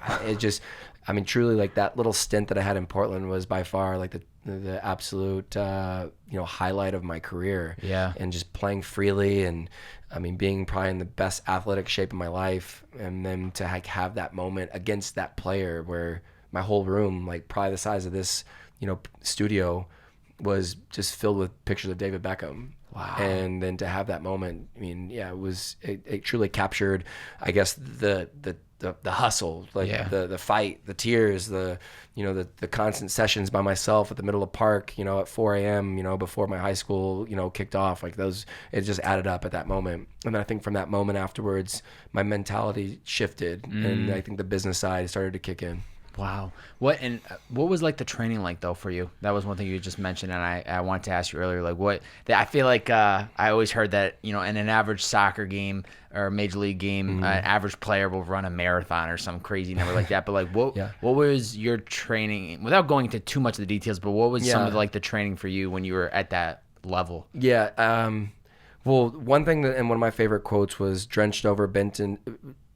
bent over, drenched in sweat at the point of exhaustion when nobody else is watching. So like I would always take that quote and I would literally think to myself, I'm like, okay, hold on a second. Like I've got to actually put that into play, right? So every opportunity that when people weren't training, I was like, that's my time. Like when it was snowing, like, and it happened a few times in Fresno, but like I was like, I'm going running like 3 miles right now in this thing. Like the crazier that I could be, the more opportunity it was for me to like get ahead, if you will. I always set my clock on Eastern Standard Time. So I was always up. I was like, somebody else in New York, somebody else in Miami is working right now. I got to be working. So I would get up and be like, okay, let's go. Like 4 a.m. Okay, that's 7. Like somebody over there is working right now. So I would hit it. Like I didn't know what I was doing. A jump rope. I would do bands. I would do stairs. I would run. Like, and I had, the high school basketball coach, I was like, hey, I need help. He's like, okay, come to the gym with me. And like, we would lift every morning together because he was like helping me get stronger and working on quickness. And as far as like progression and stuff too, your best friend as a soccer player is a wall because it doesn't lie to you. So when you strike a ball, if it goes one way or the other, you can understand if your foot's not locked, is it open, is it closed? Are you hitting it, with your laces? Is that backspin, is that topspin? So that would be a really good tell. So, and also too, it's available anytime you want it, right? So I always tell my kids that the same thing. And then too, the second side of it just being juggling, right? And so I juggle a tennis ball, I juggled a mini ball, and just working on my first touch and things that I could do. I would always run, cross country, track. So throughout my career, I was doing that. But running was the easiest part and the best part of my game. I was probably the fittest player. And that's one thing that I would always pride myself on, was being the fittest player on the field. So like my job was to play against the Cristiano Ronaldos or like the David Beckhams. And those guys are incredibly talented, but they can sometimes be the laziest players because they're one-minded. Like they want to focus and score. They want to like beat guys and go forward, but they don't want to work back. The best the best defense is a great offense, right? So if I could get into the attacking half and track them back, well, then we're playing my game. Like we're going back, we're going box to box. So a lot of my training actually was more endurance based. Everything that I did, which funny enough, I'm created a soccer fitness company, but it was like, how can I just get you going box to box with me? Because like I'll go all day long with you, but eventually you're gonna get tired, and if you're tired, that means your skill is gonna drop. It's not gonna matter. It's not gonna matter at that point. And my goal was like it was like a win. Like David Goggins, like I'm gonna take your soul. Like I was like, I'm gonna take you out of the game. I'm gonna run you so much that like I'm gonna take you out of the game that you're not gonna be able to stay next to me anymore though. And you're gonna literally, guys would be like, I'll buy you a bottle tonight. Like I'll get girls. Like whatever you need, stop running. Like don't make that run. I'm like, winning. Like that was it. So a lot of the work that I did, not to go into too much detail, was just the endurance side of it because that was my strength. So I just played my strength. I kept it simple. Always made sure I just kept the ball and gym, Yeah. et cetera. A lot of that stuff is pretty rhetorical. I could see the passion in it when I was doing some of the research, and there was an interview you had with Tim. I think it was when you're up in Portland, and somebody was interviewing. This was before the season started. You were just like, "Yep, when practice ends, I'll be out there, and if I get 1% better today, over the long course of a time." And it was just like hearing and seeing just how like your facial expression of just like you were so in it, and it was just like this is somebody that had found that passion, that knew like what it was going to take to keep getting better. And even being at that level, you were like, I still got a lot more to grow. I still got a lot more to go. Yeah, I always view like that glass half empty, right? Like, I mean, and it's something just to be said about like finding your passion and like your purpose, your why. And I can't say what gave me that burning desire, but I'll never forget it. Just, at like kindergarten and having this crazy obsession with soccer. Like, I don't know, it was literally like somebody just went like that and like touched me. And it was just, I can't explain the emotion, but maybe like think of like, maybe when you're in love or like, you just have this like, amazing life moment experiences that I call spherical, but like you just have that thing. Like I was touched with it and it never left me. Like it's incredible that like I was able to, harness that energy and use that as fuel through 8 years professionally, 4 years collegiately, and like train at the tilt that I was doing. And I would honestly say that the things that kept it burning were those, that dark energy, like the things that went against you, right? And then how you're able to use those experiences and then use that negative to then, keep fueling it, because it's what a lot of like, I'd say successful entrepreneurs now have, or like the ones that like make it. It's just like the ability never to give up, like to never stop. Like this isn't going to be easy for you. Like, doing the extra stuff that nobody probably sees outside of this podcast, that's what separates others, right? And that's why I always tell every player, every person, I said, it doesn't matter what you do when the lights are on. It's when nobody is around is what matters the most. Going back to that quote, like drenched, bent over, like at the point of exhaustion, that when nobody's watching, like if you can literally close your eyes and think about that right there, that's it. Like those are the moments that matter the most. And that's what really catapulted for me, like, every, career change, controversy, red card, player selection choice that continued to keep, motivating me to keep moving forward. Yeah, and I think it says a lot too of the fact that in kindergarten you have that love and you see it, because it gives you guidance for the rest. I mean, it sounded like literally for the rest of your life of just like, no matter what happens, you're still pulling back to that main thing. Like whereas a lot of people are just kind of drifting. I mean, I myself tried a lot of different things growing up, but just to be able to say like in kindergarten you had that moment and you just kept going towards it, like, that's beautiful. Yeah, like I mean, it's that's it. I mean, that's and then I mean, there's so many. The internet's a beautiful thing, right? Yeah. And you hear all these successful or people that are out there like preaching, and if you just listen to that internal compass, I mean, it doesn't misguide you. Like it really doesn't, and you'll know what's right and what's wrong, but you also know what's like energizing and exciting and motivating, and then you're gonna know what isn't. Because I brokered natural gas for 2 years. I worked at Morgan Stanley. I failed for 3 months. Like I was at a private equity firm for 3 months, and I was miserable. You talked about doing a little bit of that too yourself, right? Like you're like, this isn't for me. Not I did like I did an internship, but you knew that like that wasn't for me. But you knew it wasn't for you, right? Yeah. But negative data is positive data. One of my uncles told me, he's like, if you don't try it, you will never know. But I knew that, man, that 401k is nice. Man, that paycheck every 2 weeks is really nice. Like that free lunch is really nice, but I got further away from that fire. Yeah. Further away until the point where I almost like lost it. Yeah. And, it was just one of those, I had like a, come to Jesus moment, if you will, where, I was really kind of shooken up about like business and what I was doing. And I just like had like one of those like life-saving moments where it's like, okay, I gotta get out of here. And it was fortunately that, at that point in time, the company basically said, hey, we want you to leave. We're going to pay you. And I was like, oh yes, please. Perfect. Like that's good. Right. Yeah. And that's how I look at, my career, even to the last moment of my career in Houston, where they didn't pick up my contract the last day of preseason.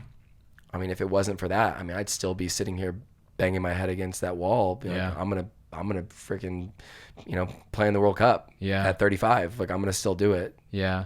I mean, so just to give a little context, so this is May of 2014. You leave the league, and that's when you go through the private equity sector. You fail the Series 7 tests. You go through this like 8 months or whatever of just like trying different corporate environments.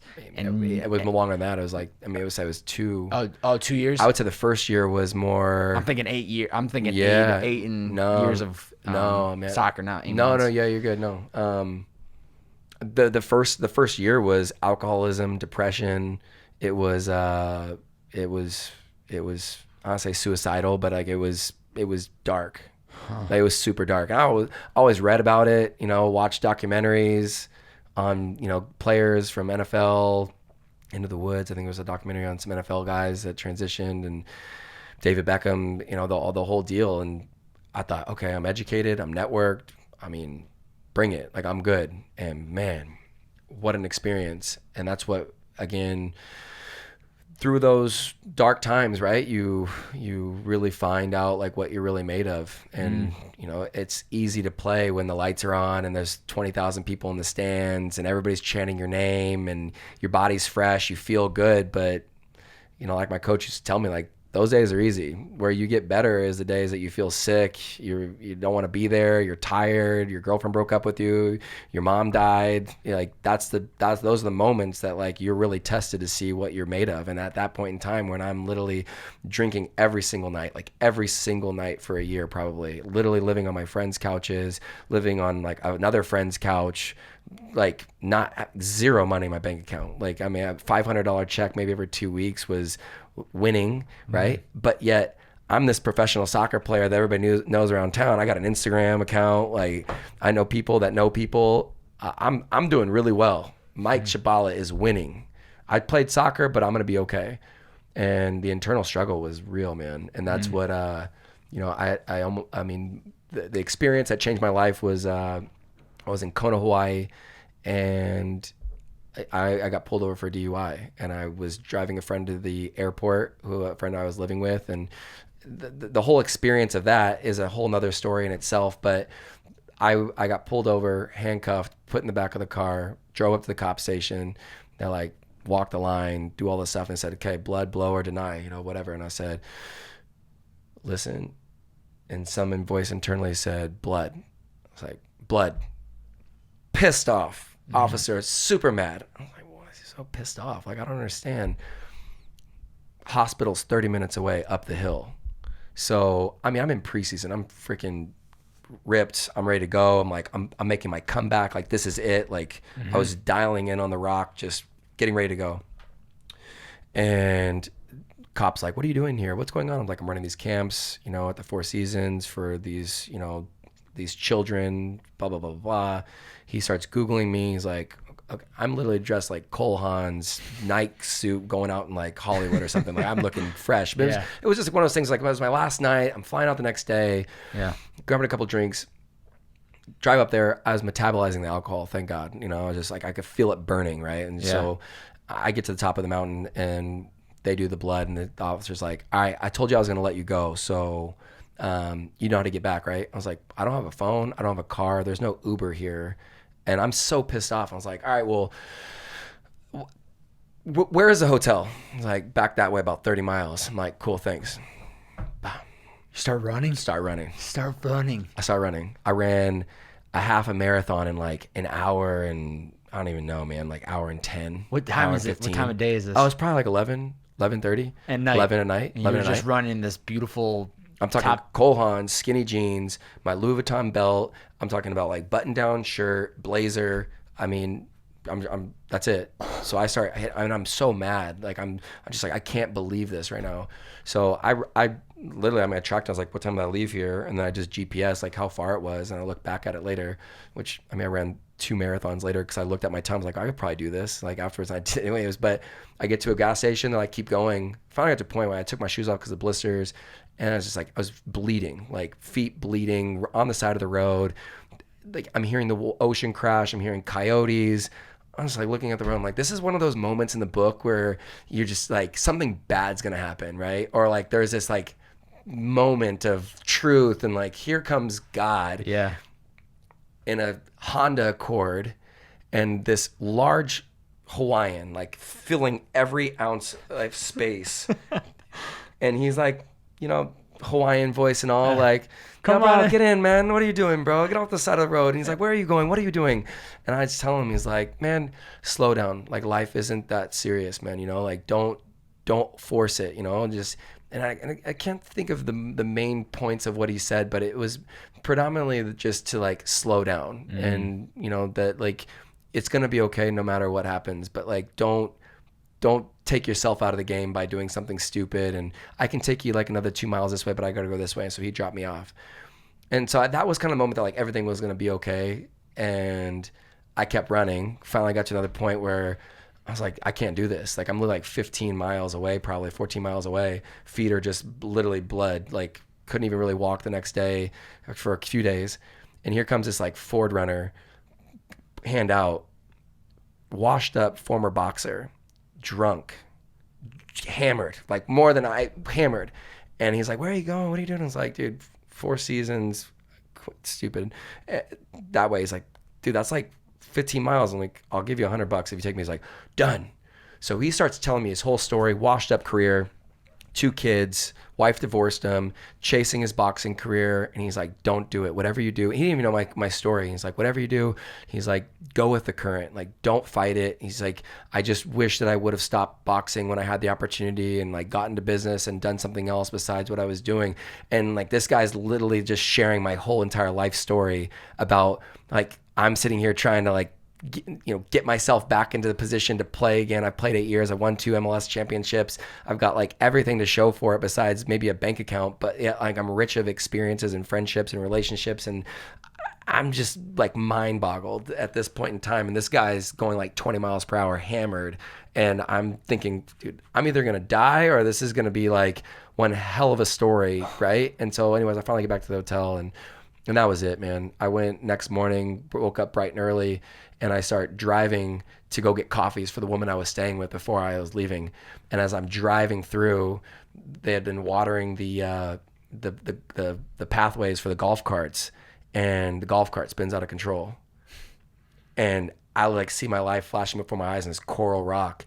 A lot of people die from golf cart accidents and stuff too, just silly, stupid, right? Yeah. And I just see it, and like I luckily like jump out of the golf cart. Completely wrecked this golf cart, like $4,000 worth of damages.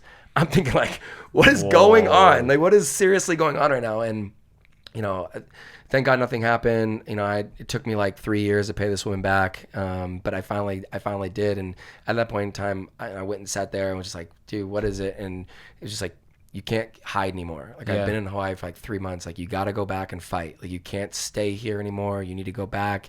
And thank God they let me on the plane without my license, ID. right? And like I said, I lost it, and I got back here, and then that's when I started working for my friend at the optometry practice. That's when I went to Morgan Stanley. That's when I went to the private equity firm. That's then like I got the and so, but that was like the kickstart of what really transitioned for me, and that like dark phase, which I'll always look back on and just say like nothing ever is that bad. And now going forward, I always tell people, and I got that in my career is like, never let your lows get too low, never let your highs get too high. Like stay right in the middle, in between, right? And celebrate, right? But like understand that there's going to be losses along the way, right? But as long as you can weather those losses, right, and just make sure that you can continue to play through them, you're gonna make it.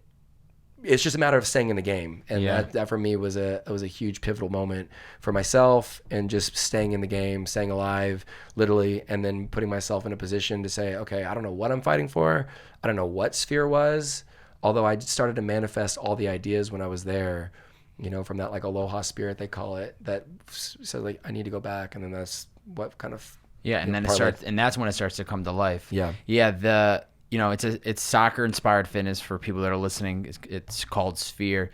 And I love that on your website it says, we focus on the quality of play instead of minutes on the field, connecting people rather than passes, and doing more with the ball than just scoring goals. Amen. What do you see as the vision when this is just starting to become an idea to you before it becomes what it is today? Yeah. So the 3 things that motivated me to start the company, when I finished playing soccer and I left that hotel room when my coach said like, hey, we don't have a contract for you.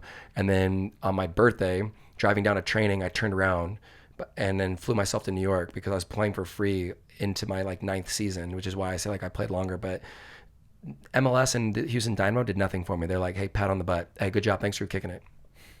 So number one, it was the motivation to like help my teammates and not to have them go through what I went through, right? It's like create a company that can offer assistance and whatever that might be, which today I had the first like group MLS call to like offer like support and emotional support and like networking connection, which was like super powerful today. The second part was like I missed the locker room. I missed the friendships. I missed the community.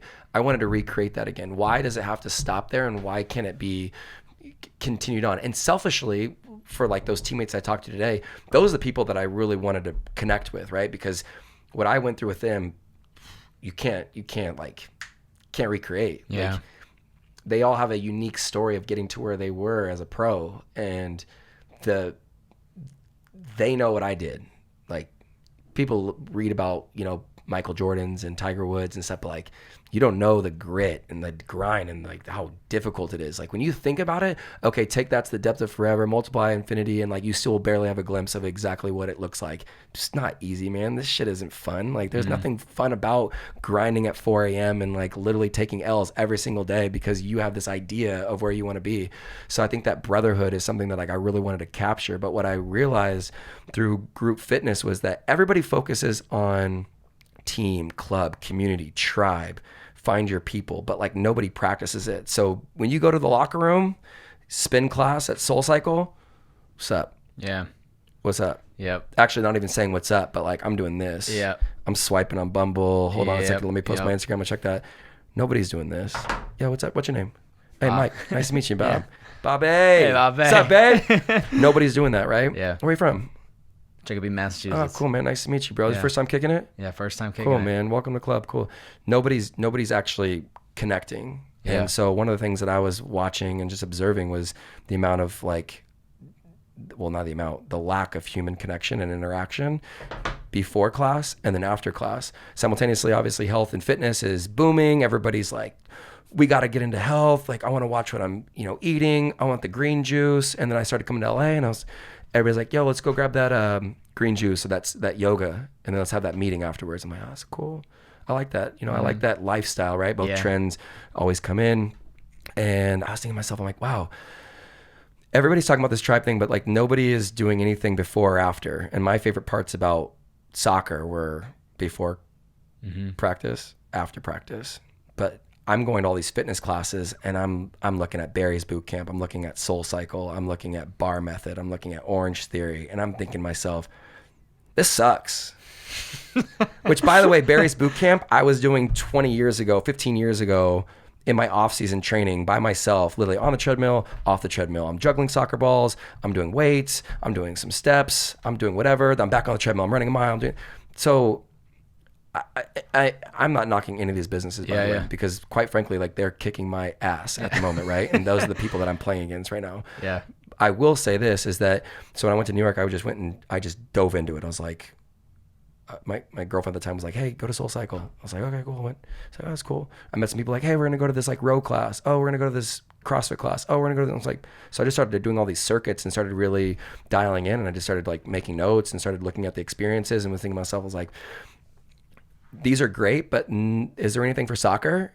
And everybody kind of looked at me like, you crazy. No. I'm like, okay, cool. So that's what really sparked, the idea of what about like this experience. One of my biggest pet peeves about playing professionally was pregame. We'd have all the music going on in the locker room, and then you walk to the field, and it was just silence. It's silence, and it was just they had all these like Latin commercials selling sponsorships, no music, no vibes. Like you're getting ready to play and you have no music. And it's just like, the whole experience sucked, right? I go for a run, I'm listening to music. I'm in the gym, it's dark, it's dialed in. Like I'm just in my zone, right? Yeah. Do you run with music or run with depends. Sometimes podcast, same thing. Okay. So it's a little bit different, right? But the whole experience of soccer for me is all wrong. It's just all wrong for me and what I love about it. So looking at all those concepts and, creating that too. And then like last part, like I wanted to stay in shape. Like I wanted to find something that I could do that would be, enjoyable. So through all those experiences, MLS not doing anything for me, recreating the locker room, and then the fitness component to it too. As a player, my job was to create assists. I would dribble around, do my thing, pass, cross balls to people like Brian Ching, Kai Kamara. Like these guys would be finishing the ball off. Like I celebrated their success. Like that was my job. I think that figuring out what you are put on this earth to do is the ultimate goal. And then figuring out how to then achieve it through business is like the greatest success that you could possibly have, whether you make money or not, right? So for me, it was like, okay, I'm really good with my feet, passing balls, running, doing all these amazing things, but like, what am I really good at? I get so excited about connecting you with probably your next guy that you're going to do a podcast with, right? You're like, Mike, you're like, I'm like, dude, hold on a second. Hey, I'm going to put a text message and I'm going to say, hey, Bobby, meet Stu, meet Bobby. You guys need to kick it, okay? Keep the ball rolling, which means pay it forward. Wow. Awesome. Wow. That's it. I don't want any money from you. I don't want to tweet. I don't want to post. I don't want anything, but that's it. And like, so my greatest attribute while I was playing was building relationships. That's quite frankly like why I was like, they told me at one point in time I was like third requested for appearances, and my coach would get so mad. I was like, why is Mike being requested for appearances? Because I took every single one. 5 a.m. newscasters, like going and doing charity stuff, like it was always on for me, which is why I stayed in Houston. So through all those experiences, and the reason why I wanted to go back to Houston after DC when my grandpa died, I said, I know my time's almost up. Where am I going to go that's going to be the best place for me to transition? And then so I was like, I got to go back to that network that I was building. Like I always told myself, my net worth is my network. So I got to dial in there and figure out how to monetize this thing, because I have unfinished business in Houston. So fast forward, experiences, spin classes, yoga classes, all these different things. You know, okay, soccer inspired fitness, boot camps, workouts. I have no idea what the class was going to look like.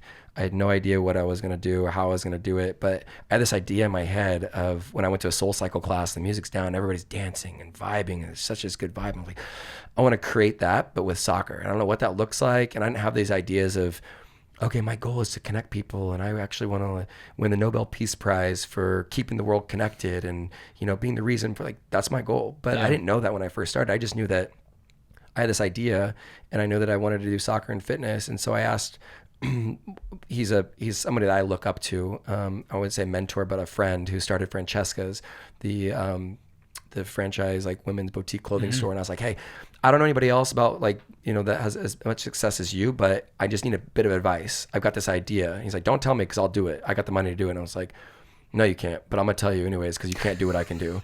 And he just like kind of grinned, and I told him, and he goes, grab some balls and cones, grab some friends, throw it out there in the backyard of that optometry practice, and see if they like it. If they like it, you'll know. And that's what I did. I went to work, and that's how I really got the first kick, if you will, for Sphere as we got started. And you mentioned like the soccer inspired fitness part. I've led with that. So a lot of people don't know this, but like soccer and fitness are our ways of building community. Yeah. So a lot of businesses, they focus on building, like Lululemon, like they have a yoga pant, right? Like that's like their core. And then they focus on these channels of connection through yoga and through spin classes or bar or whatever. But like at the end of the day, like they have this product here.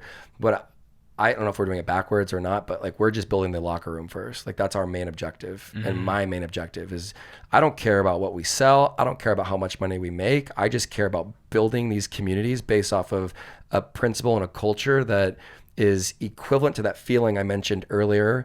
How do I get every locker room to act like that 2006 team?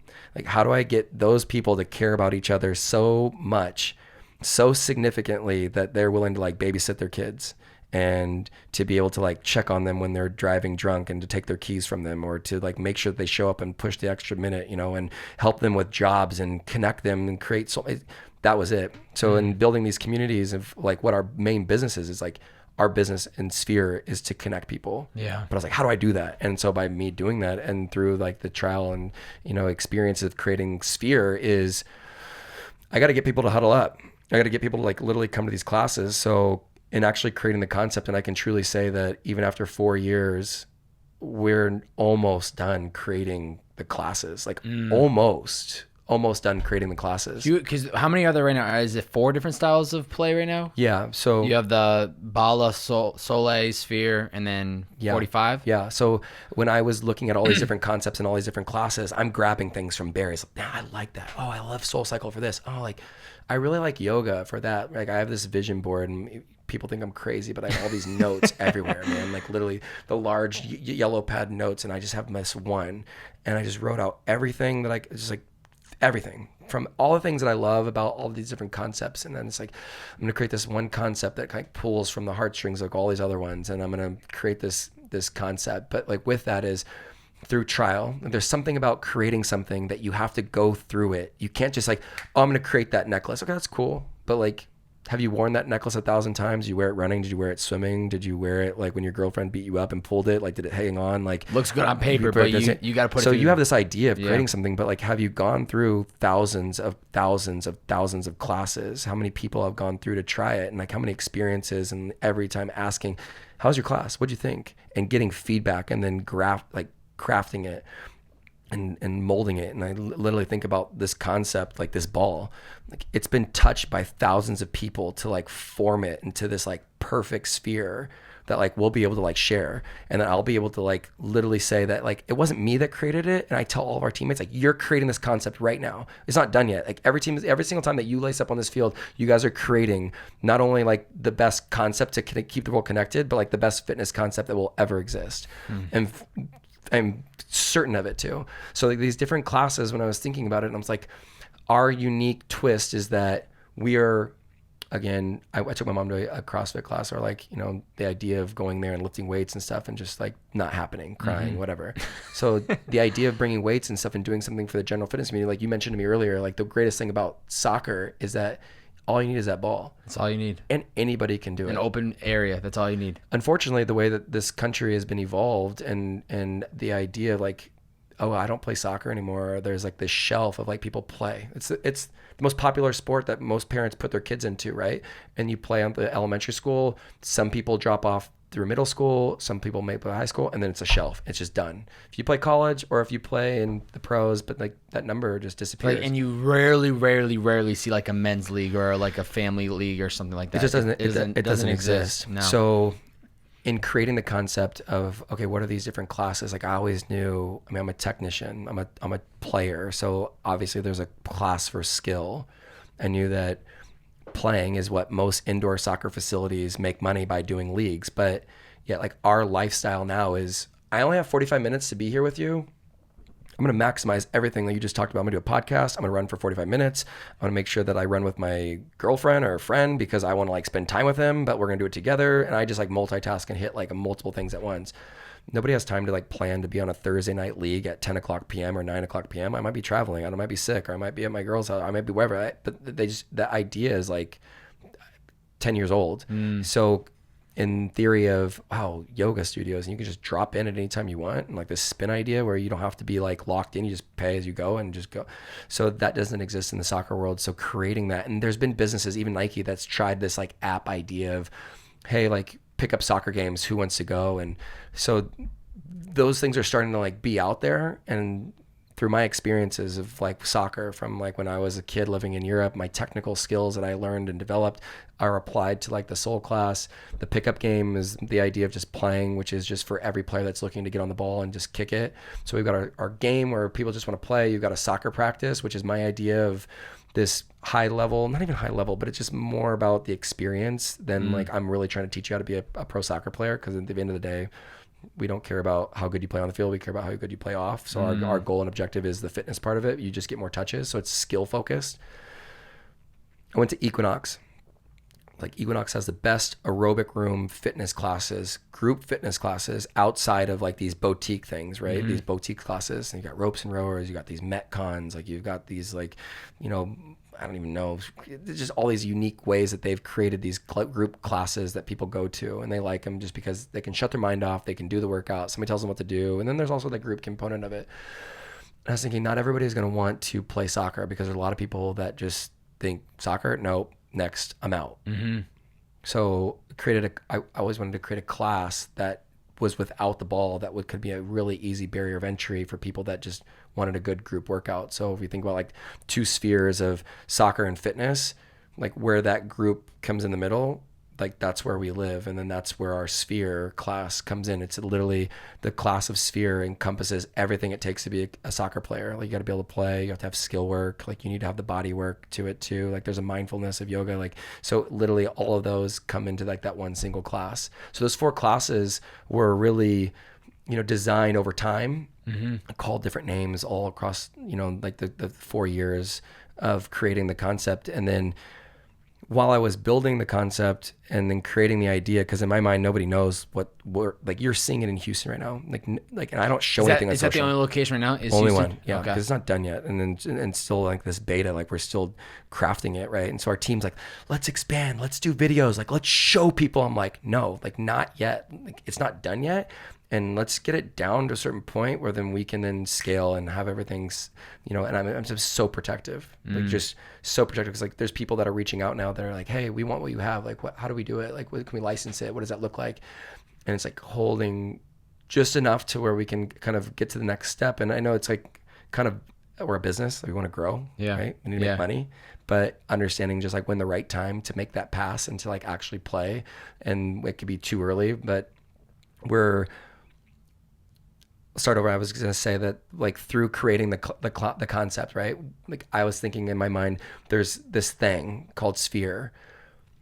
Well, I've been outside. I was in an optometry practice, and then I outgrew the optometry practice, which was amazing stories from like manure on the side of the field because the parents or the house behind us hated us, sirens, music, death threats, the whole deal. It's like, okay, we got to leave. Yeah. Right? And then so we started doing parks, and we started using public parks and started moving around. And then one guy went to Austin. He's like, let's keep it going. Like, let me do it here. I'm like, okay, great. Well, he starts doing it in Austin.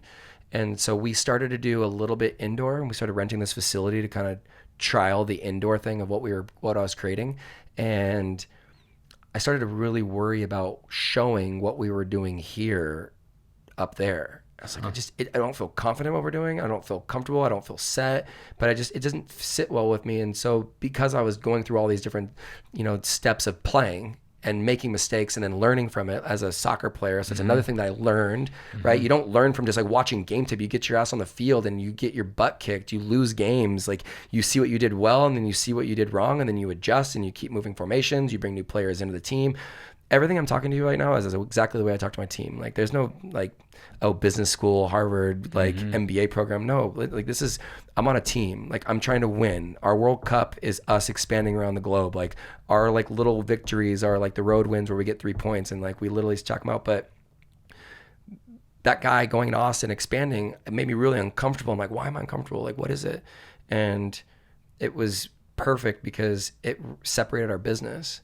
So within the business, it's now, which again, like nobody knows this, but, and this also goes back to when I bought the domain, I had no money, but like I asked somebody for a loan for like $4,000 to buy sphere.club.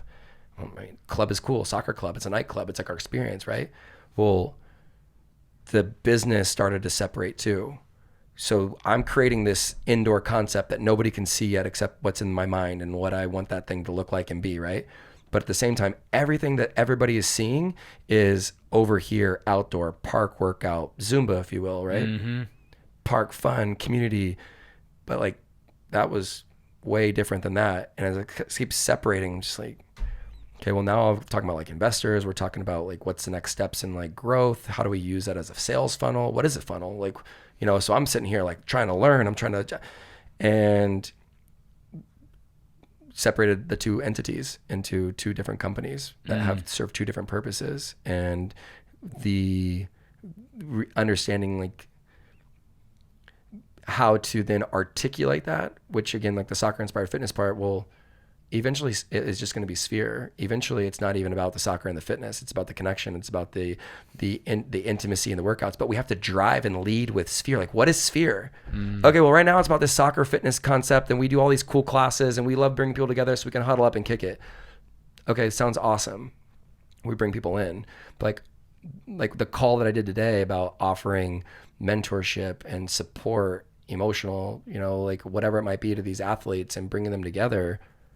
that's truly like where we're going. And then so you kind of like pull it full circle to the 2 different classes. Then you talk about like, oh, the Instagram used to be Sphere Fit, like it was like, oh, fitness, Sphere. I'm like, and finding out and figuring out like who I am. I was like, it's not soccer, it's not fitness that I'm pushing. Like my objective is not to do any of those 2 things. Actually, it's actually to help people connect.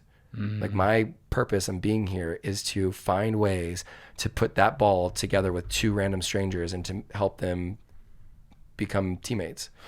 So in what I'm building in the depth of like my aspirations and hope for this company is beyond just soccer and fitness and this next group workout. It's like these group workouts are creating the communities that will hopefully be, you know, fields for players to come together and to share like-minded and similar interest as far as like being a good player, but a better person, to want to always keep the ball rolling, to, you know, live and play like, you know, today is the only opportunity that you get. Like we tell our teammates, like, how would you play today if you knew you couldn't play tomorrow? Which is going back to like, you know, your story of like purpose in the youth. Like our idea is like play a great game, and inspiring people to step outside of their comfort zone, to take the shot, to move to LA, to like literally win the morning, right? Yeah. And that's again like going back into like the further growth of like the company from those 4 classes.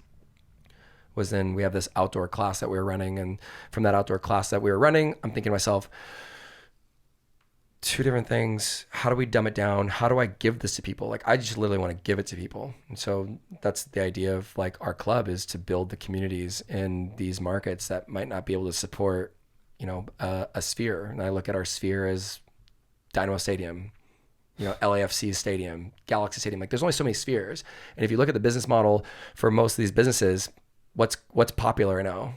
Peloton. Yeah, huge. My mother just got into that actually. Right? But how many brick and mortars do they have? One.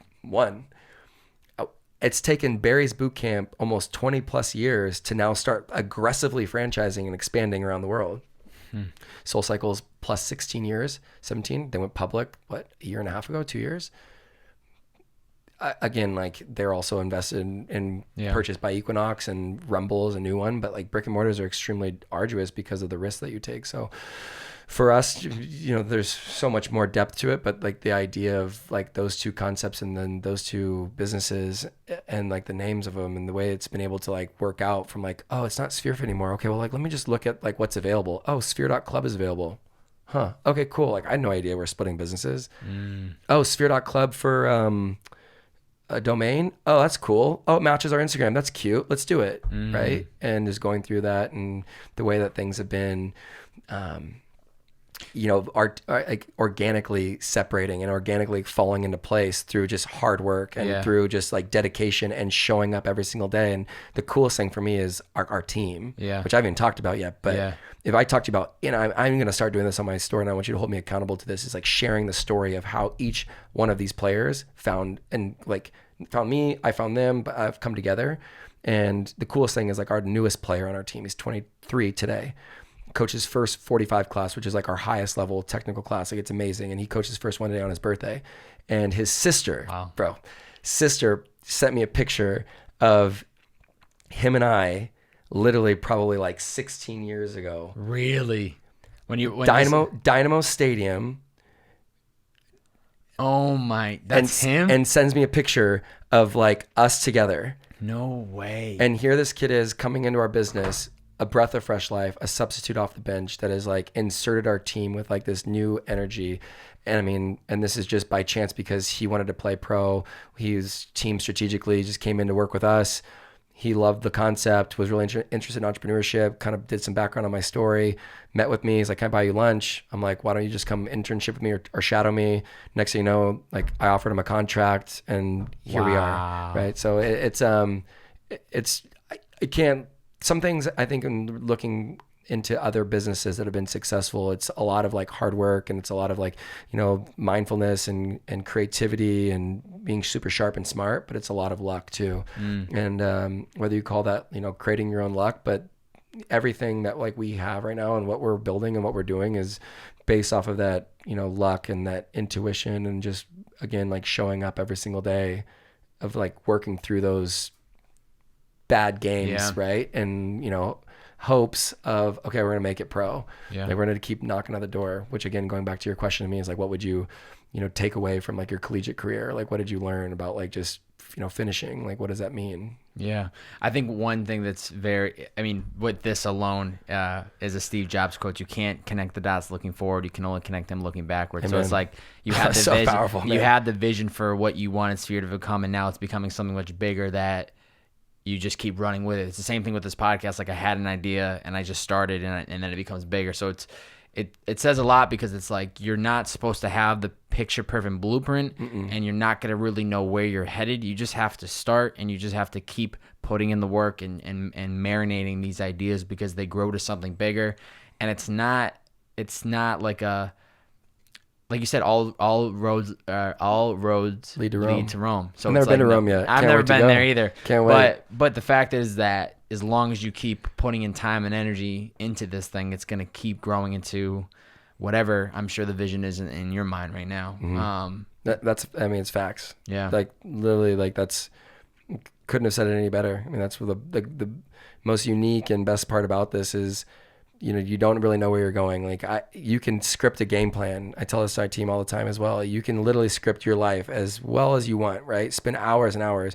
Give me your 5-year plan. Give me your 3-year plan. Give me your 2-year plan. I hate when people ask me that. Yeah. 5 years? Yeah. You want me to tell you in 5 years what I'm doing? Yeah.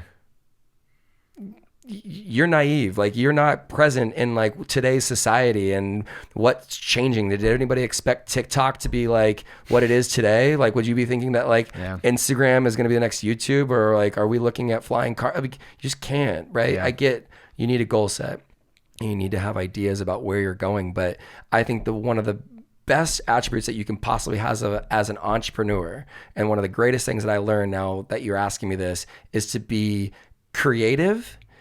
Obviously to be a good teammate, but you have to be reactive. You've got to be able to adjust quickly on the field and make changes instantaneously, and to be able to like move off of that, right? So like something happens in the game and like you go out of an injury and it's like, okay, we can't play on this side of the field, we got to do this side, right? And it's like there's no time to really digest and make a game plan and take a timeout, 15-second, hey, flag, like stall, take the 5-yard penalty. Like in soccer, you script how you want to play, you know the positions, you know the formations, you know that this is the goal that you want to reach, but like in getting there, you might hit a long ball. Yeah. You might play short out of the back. You could play counterattack soccer. You literally could like not score until the 90th minute. Like there's nothing that is like set in stone. And that's the beautiful part about the game. And one thing that I love about being an entrepreneur is that it reminds me of playing soccer from every aspect of it. You got to put together a winning team before you go out there and play, right? Yeah. And even when you put that winning team together, it might not work. Yeah. They might not click. There could be two egos in the same locker room that just don't mix. Like you might be playing a formation, but that formation doesn't work with the players that you got. You might have your star player that like is the best on the field, but like he's hurting the whole team because he's not playing well together. And then on top of that, now you got the opponent. Yeah. Now you got Soul Cycle. Now you got Berries. Now you got these people that you're playing against, right? Or now you've got a new brick and mortar. You got to raise a new round of money. Like you got to focus on a new city. How are you going to expand? You got merchandise. Okay, cool. You got 2 businesses. How are you going to play? Like what's the next deal? Like what do you have to do to make sure that you can just continue to keep yourself in the game and keep moving forward? Like it's not a game. It's a season for a reason. Thing about it is like, I'm playing like a 10-year season, you know. It's like you constantly just keep looking at it, and for me that's the reason why it's so fresh and why I can wake up every day and look at it from like a completely new slate. Is I just get the opportunity to go and practice. Yeah. And by practicing meaning win the morning, right? Yeah. Like what are those rules? Not even rules, but like what is that outline and structure? Which I'll be honest with you, I've had a terrible structure as an entrepreneur because I rebelled so much about having structure as a player that I just and working at Morgan Stanley and doing the private equity and then going to the job, like I'm just like, I want to sleep until 8. Yeah. Like I don't want to work like I did when I was a pro. Like I don't want somebody to tell me where to go and like what to wear and what to eat and where I can go. Like I just want to do whatever I want, whenever I want, which obviously cool screams entrepreneurship, right?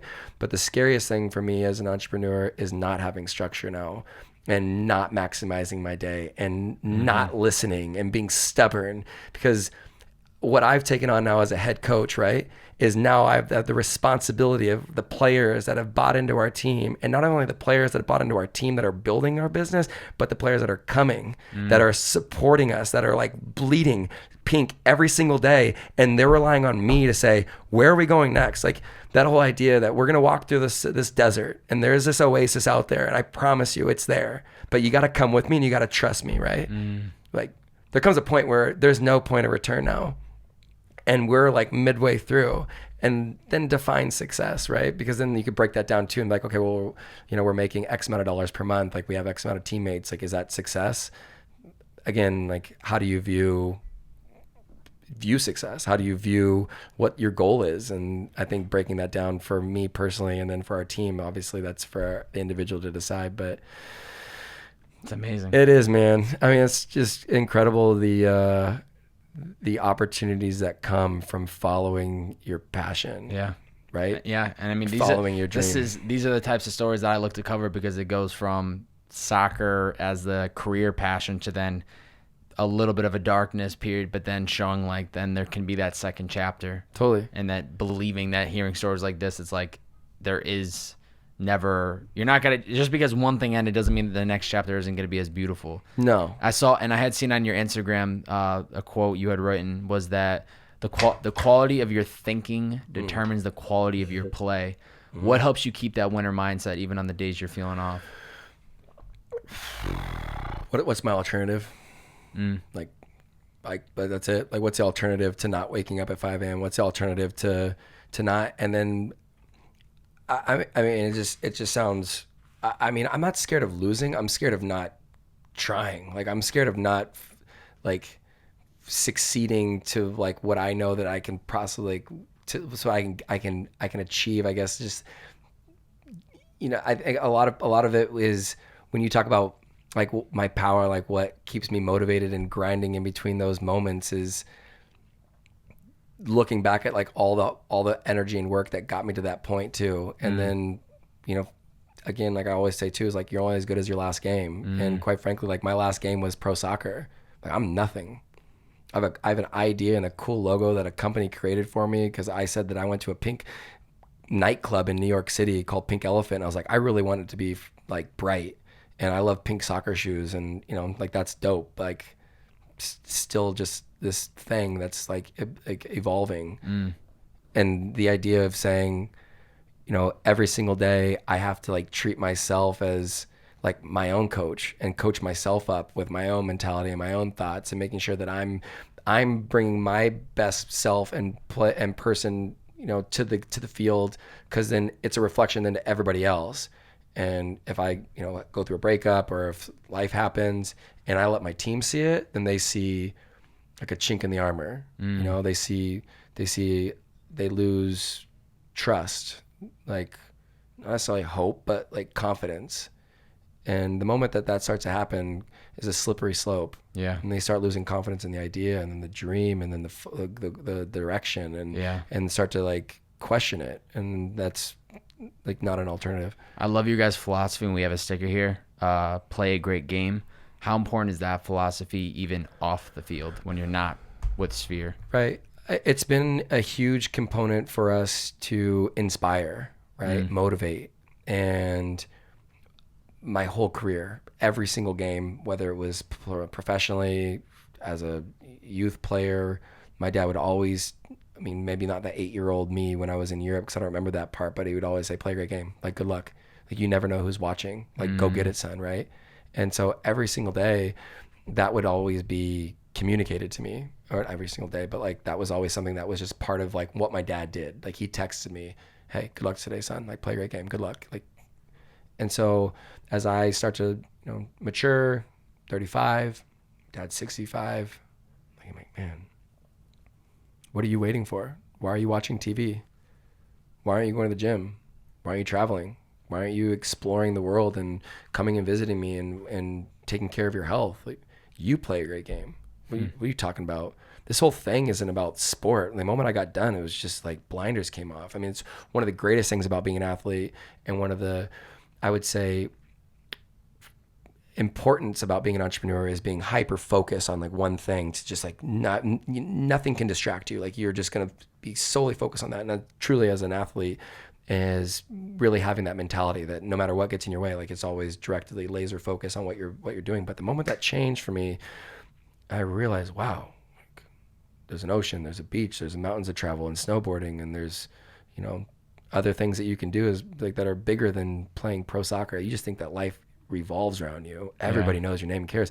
It's not the case. And that's why I really truly looked at like my life differently and turned the page at 30 and my grandfather passing away. And unfortunately having that life changing experience made myself like reevaluate everything. And it just like, it literally just, everything just turned. It just flipped.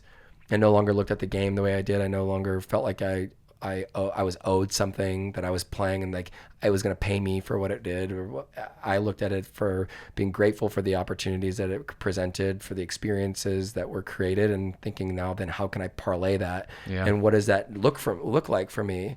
Because at the end of the day, you're not going to live forever. And go a step further and it's like, okay, you get 90 minutes on the field. Why 90? Why'd it have to be 90? You a sub, you play 45 minutes. My friend just passed away from a heart attack. He was 35. Gone. Going to his funeral tomorrow. That's it.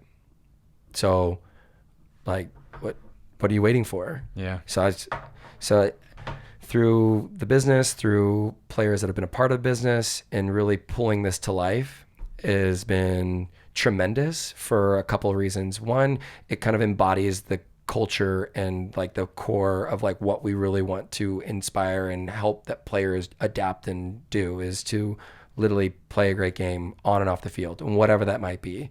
Come play the best on the field, right? Tell all my teammates, you'll play a great game, like give them stickers, put on their shin guards, whether you're basketball, whatever, like there's a logo on there, right? But I mean, everybody always tells me like, why don't you put a barcode on it? Like, why don't you put the logo of the or the logo bigger, or why don't you put like the website or anything else? Because that takes away the authenticity of like what it really is truly meant to do. And it's to inspire people. Yeah. I mean, our investors, our team, like, you're spending too much money on that sticker. I'm like, I'm going to invest more. I'm going to double down on that more. Just because you told me that, we're going to spend an extra 10 grand on that now. We're going to find more ambassadors. We're going to find more people to touch.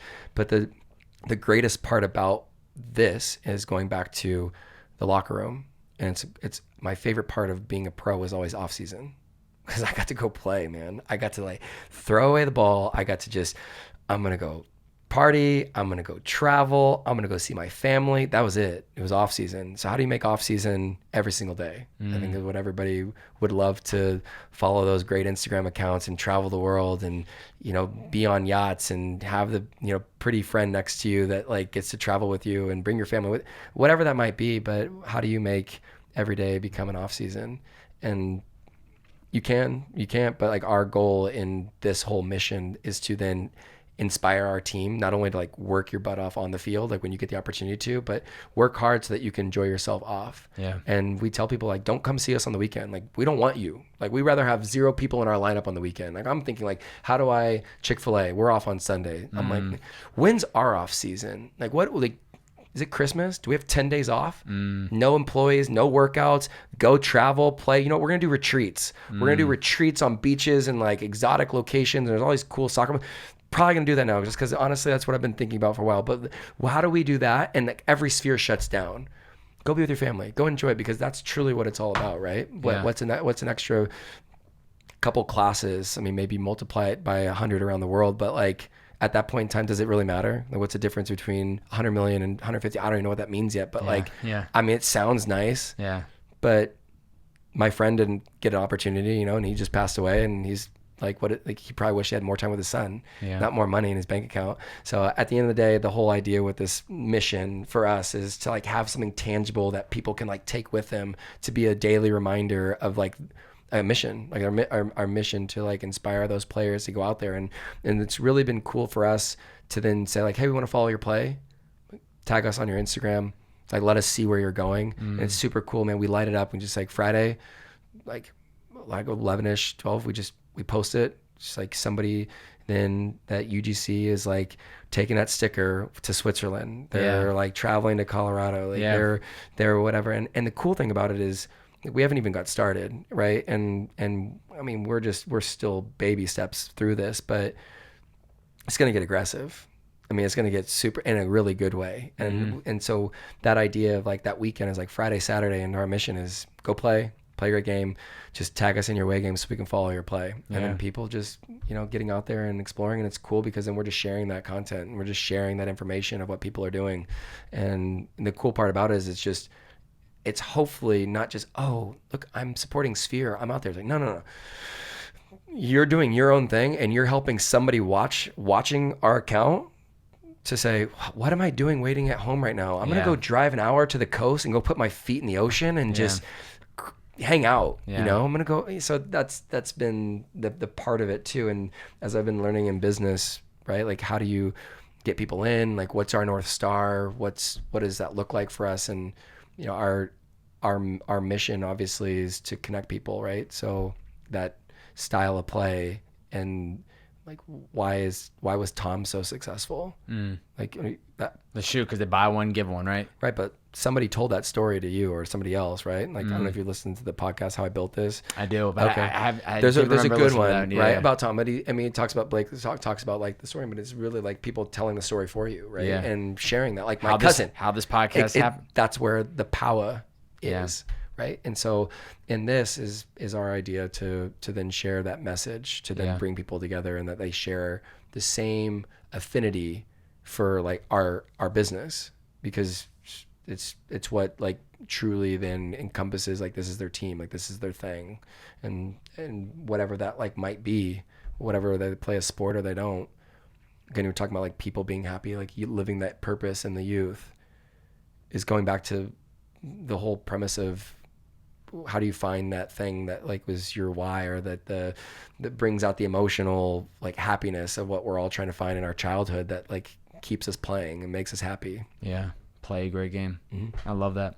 Before I get into the closing questions, this is when I reverse the rule. I allow the guests to ask me any one question. Could be about something we talked about today, something you want to know about me. 2 rules. Okay. 1, can't be a question I already asked you today. Okay. 2, it can't be directly about the podcast. Any one question.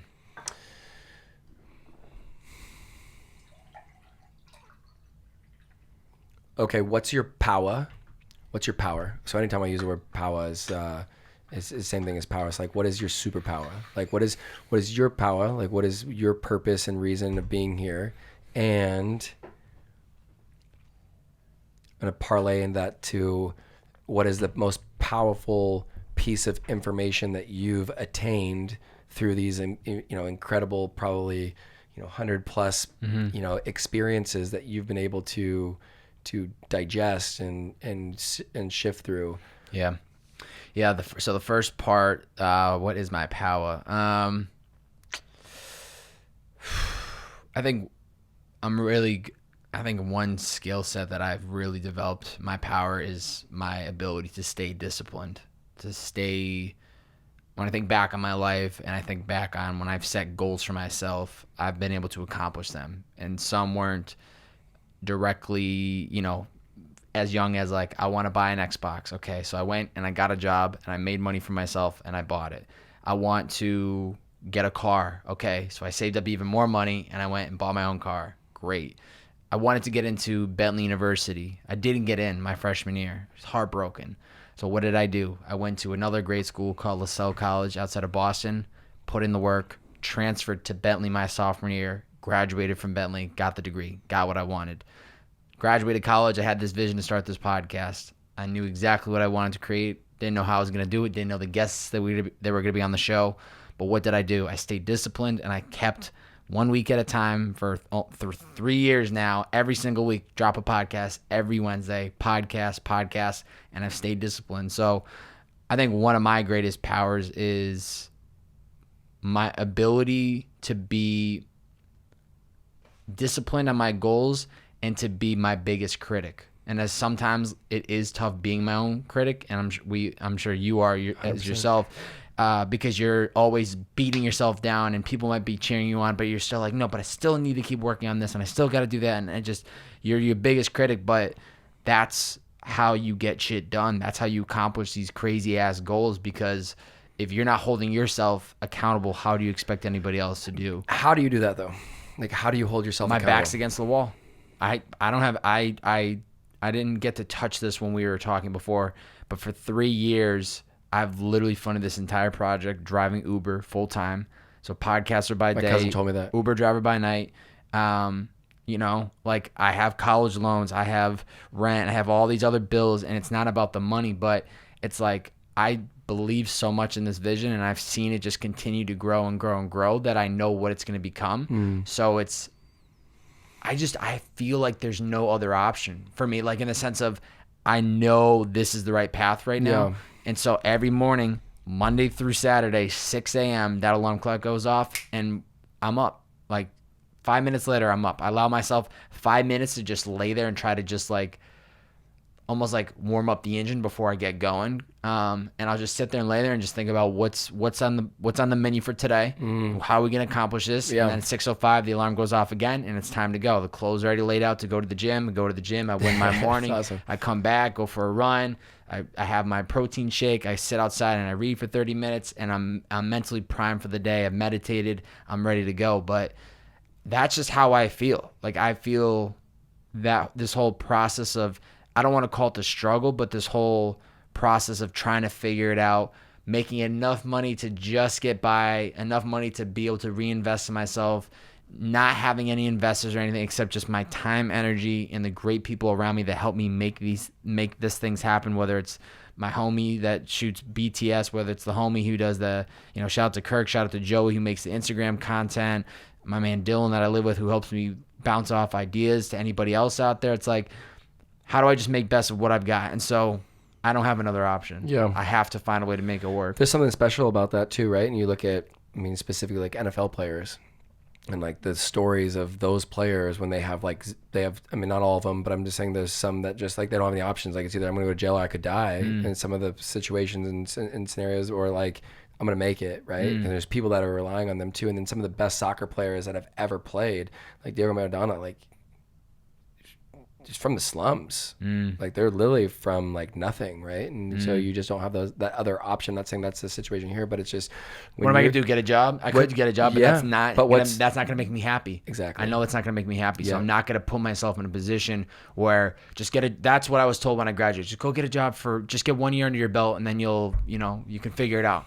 How about I just skip that because I know that's not going to make me happy, and I'll just grind and I'll find ways to hustle to get by while building on this.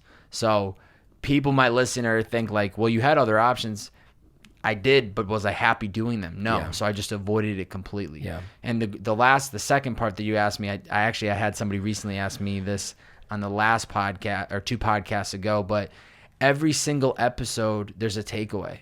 So I can't honestly say to you like, it's a lot of information. I've changed from this one certain episode. Like there's just every single episode. There's just like, well, what's the one thing from this conversation that has stuck out to you? Play a great game. Yeah. Every day. Yeah. And that's something that I'm actually in the process of getting some like merch made up. Do something great today. Play a great game today. Like play a great game. Felt the same as do something great today. Like play a great game. You're on the field of life. Yep. Do your absolute best. Amen. That's all you can do, whether it's shaking hands with your teammates, whether the ball's in front of you and you've got to make best of the opportunity, whether you're on the sideline and you're cheering on your teammates, whether you're the guy who's picking up the balls and everybody else is in the limelight, whether you're filling up the water cups, just play a great game. Yep. And that was, there's been a couple other ones, but that one to me stood out. It's just play a great game. And it sounds just perfect. Yeah. It sounds perfect. It's powerful when you can find like-minded people too. And that's one of the things that drove me to again, out of all the things that I'm doing here in Los Angeles for the time that I'm here, besides seeing friends and all the rest of it, this is one thing I was looking forward to, again, of sharing the story, but then also being around other individuals like yourself that are pursuing something. Yeah. Right. We all are too. And the players that are with us, anybody, the Uber driver that drove me here, everybody's going through their own game. Yeah. Everybody's working together. I think the one thing that I took away, even from our call today with a bunch of MLS guys, is we're stronger together. Right. And playing together and working, that there are people out there that like are open to supporting, right? And not being afraid to ask and not being afraid to put yourself out there.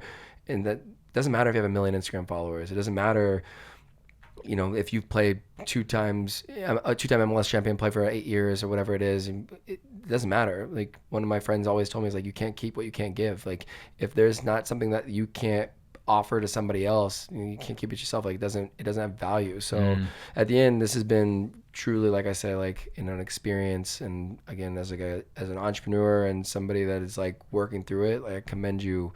You know, and just like I said, you know, you got to keep that ball rolling. Oh, yeah. But this ball is just going to keep rolling. Let me tell you that right now. Closing questions for you. One, where can people find you on social media, and where can they find Sphere? At Mike Chabala on Instagram. And I have, you know, Facebook, Twitter, same deal, at Mike Chabala. And 2, for Sphere, at sphere.club. Okay. At sphere.club for our Instagram, our website. Those would be the 2 places that you'll find the most information about us. I mean, we're on LinkedIn, we're on Twitter, Facebook, like I said already. So, but at sphere.club, I think majority of our content that we push and what we're doing right now is on Instagram. I think most of our demographic of players that are kicking with us, I think there's the most opportunity for us too, and like the content that we're putting out there right now. And then on the other side of it too, which is I'm really excited to dive into, and what we're working on now, and a big part of the trip of me being here is at Play a Great Game. So playagreatgame.com, at Play a Great Game. That for me is going to be, you know, the real big power, if you will, behind the business. And, you know, one thing that I'm going to truly enjoy as we grow is really getting behind that and working. And when I start our podcast, right, I'm going to have you on. I love it. And I love it. You will be revisiting that question about, you know, what's your power, and you know, how do you play out of it. And I'm excited to see where you go. But those are the channels that you can find us. I'll have it all plugged up. Make sure you guys and gals head to Michael's specific IG and drop a bunch of bearded man emojis on his recent I love IG it, post. dude. It's a thing. So he knows bro. that you came it's from the podcast today. Before I ask the last question, man, honestly, thank you for coming in today. I know, you know, especially the fact that you don't live out here and you're out here on business trips, and you've got a bunch of shit on your schedule, like taking the time to come out here and do this, to listen to your cousin that's recommending you to do the podcast. This was amazing, man. Like I've only had a few other athletes, but just hearing your story and just seeing how, like, one, it was just amazing to hear how passionate you were from the jump, and like to hear that you were flying to Europe at 8 years young. Like that's just crazy, and it just gives people so much perspective of like, this guy was out there sacrificing at that young. And then just reverse engineer your life and just be so disciplined to just make it there. And then to get to the MLS and still have enough hurdles to go over just to get into the actual game. But I really believe the fact that of the 1 of 2 goals that you score is against LA, against your childhood hero of a soccer player, David Beckham. I think that speaks so loudly about things happening for a reason, and it gave me the chills when I watched the video this morning. But then now, to, like I said, to flip the chapter, to now have this amazing company with Sphere, to everything that you guys have going on, it's incredible. That's what this podcast is all about. So I just want to say thank you for taking the time to be part of this. Hey, man, bro, no, it's power, bro. What you're doing, like I said, like sharing those stories and inspiring somebody else to play a great game is the ultimate mission, right? Yeah. And whatever that might be, because I think there's a lot of people that are afraid to take a shot, afraid to get out there and get out of their comfort zone, that are probably thinking about something else that they really want to do, but you know, they just don't have that courage yet to really put themselves out there. So, you know, again, like these companies, like these things that we created, like they're wonderful in so many ways, but I think the ultimate goal for all of us is to share that and to make sure that other people understand that they can do it too. Yeah. Last question for you. What would be the best 2 to 3 pieces of advice you would give to somebody that's listening that hasn't found that passion, that hasn't found their purpose out just yet? What's the best 2 to 3 things you would say they should do? Fade to black, and whatever that might be, and cut off all distractions from, you know, life, significant others, friends, family, business, and literally zone in, whether you want to call it meditating or whether you want to just, I say fade to black, right, is really honing in on like what really is truly important to you, and those things will really emerge. And I think at the end of the day, you're one play away from changing your whole game. Like literally one change right now. You know what? I'm going to move to New York. I'm going to go chase my fashion career as like this amazing designer. And I don't care what it takes. I'm just going to do it. I got $1,000. I'm going to go. Done. I'm gone. Like you're just one play away. You can literally change it like that. And I think that a lot of people think that they're a victim of their circumstances, but you can play out of any situation, I've learned, and truly, truly, truly believe that everybody has the power within them to do that. I get it. Like this circumstance for you, I'm sure isn't fun, or there's not this beautiful driver taking you everywhere, and there's, rent can be tough, or, it's not supposed to be, right? But I think that's the beauty in what we're all trying to create and what we're all trying to capture. And at the end of the day, just the constant reminder of whatever it is that you need to play a great game, to win the morning, right? To, win the morning, win the day. Like those little mantras, things that push you through are by far, I think, the most rewarding that you can like hold on to, right? Because I asked you, like, how do you say discipline, right? You're back as well, like, well, some people that might have a lot of money, that might not be an issue, like it doesn't matter, but like, how do you still find a way to do it? And I think that I always tell my players this too, but like, play your own game. Like what's right for you isn't right for me, right? What if you believe all roads lead to Rome, or whatever game you like to play, is that just play your own, right? Like be your own person. There's a reason why, as a player, I always tell, like, you got to wear whatever color shoes you wanted to wear. You got to wear the same jersey, whatever, but like you can still be whoever you want to be. And again, like if you're following somebody else, like they're already doing it. They're already playing that game. Like go do your own. Yeah. I love it. Michael Chabala. Pleasure, man. Thank you so much for coming in today, man. Yep. We'll catch you guys next time. See ya!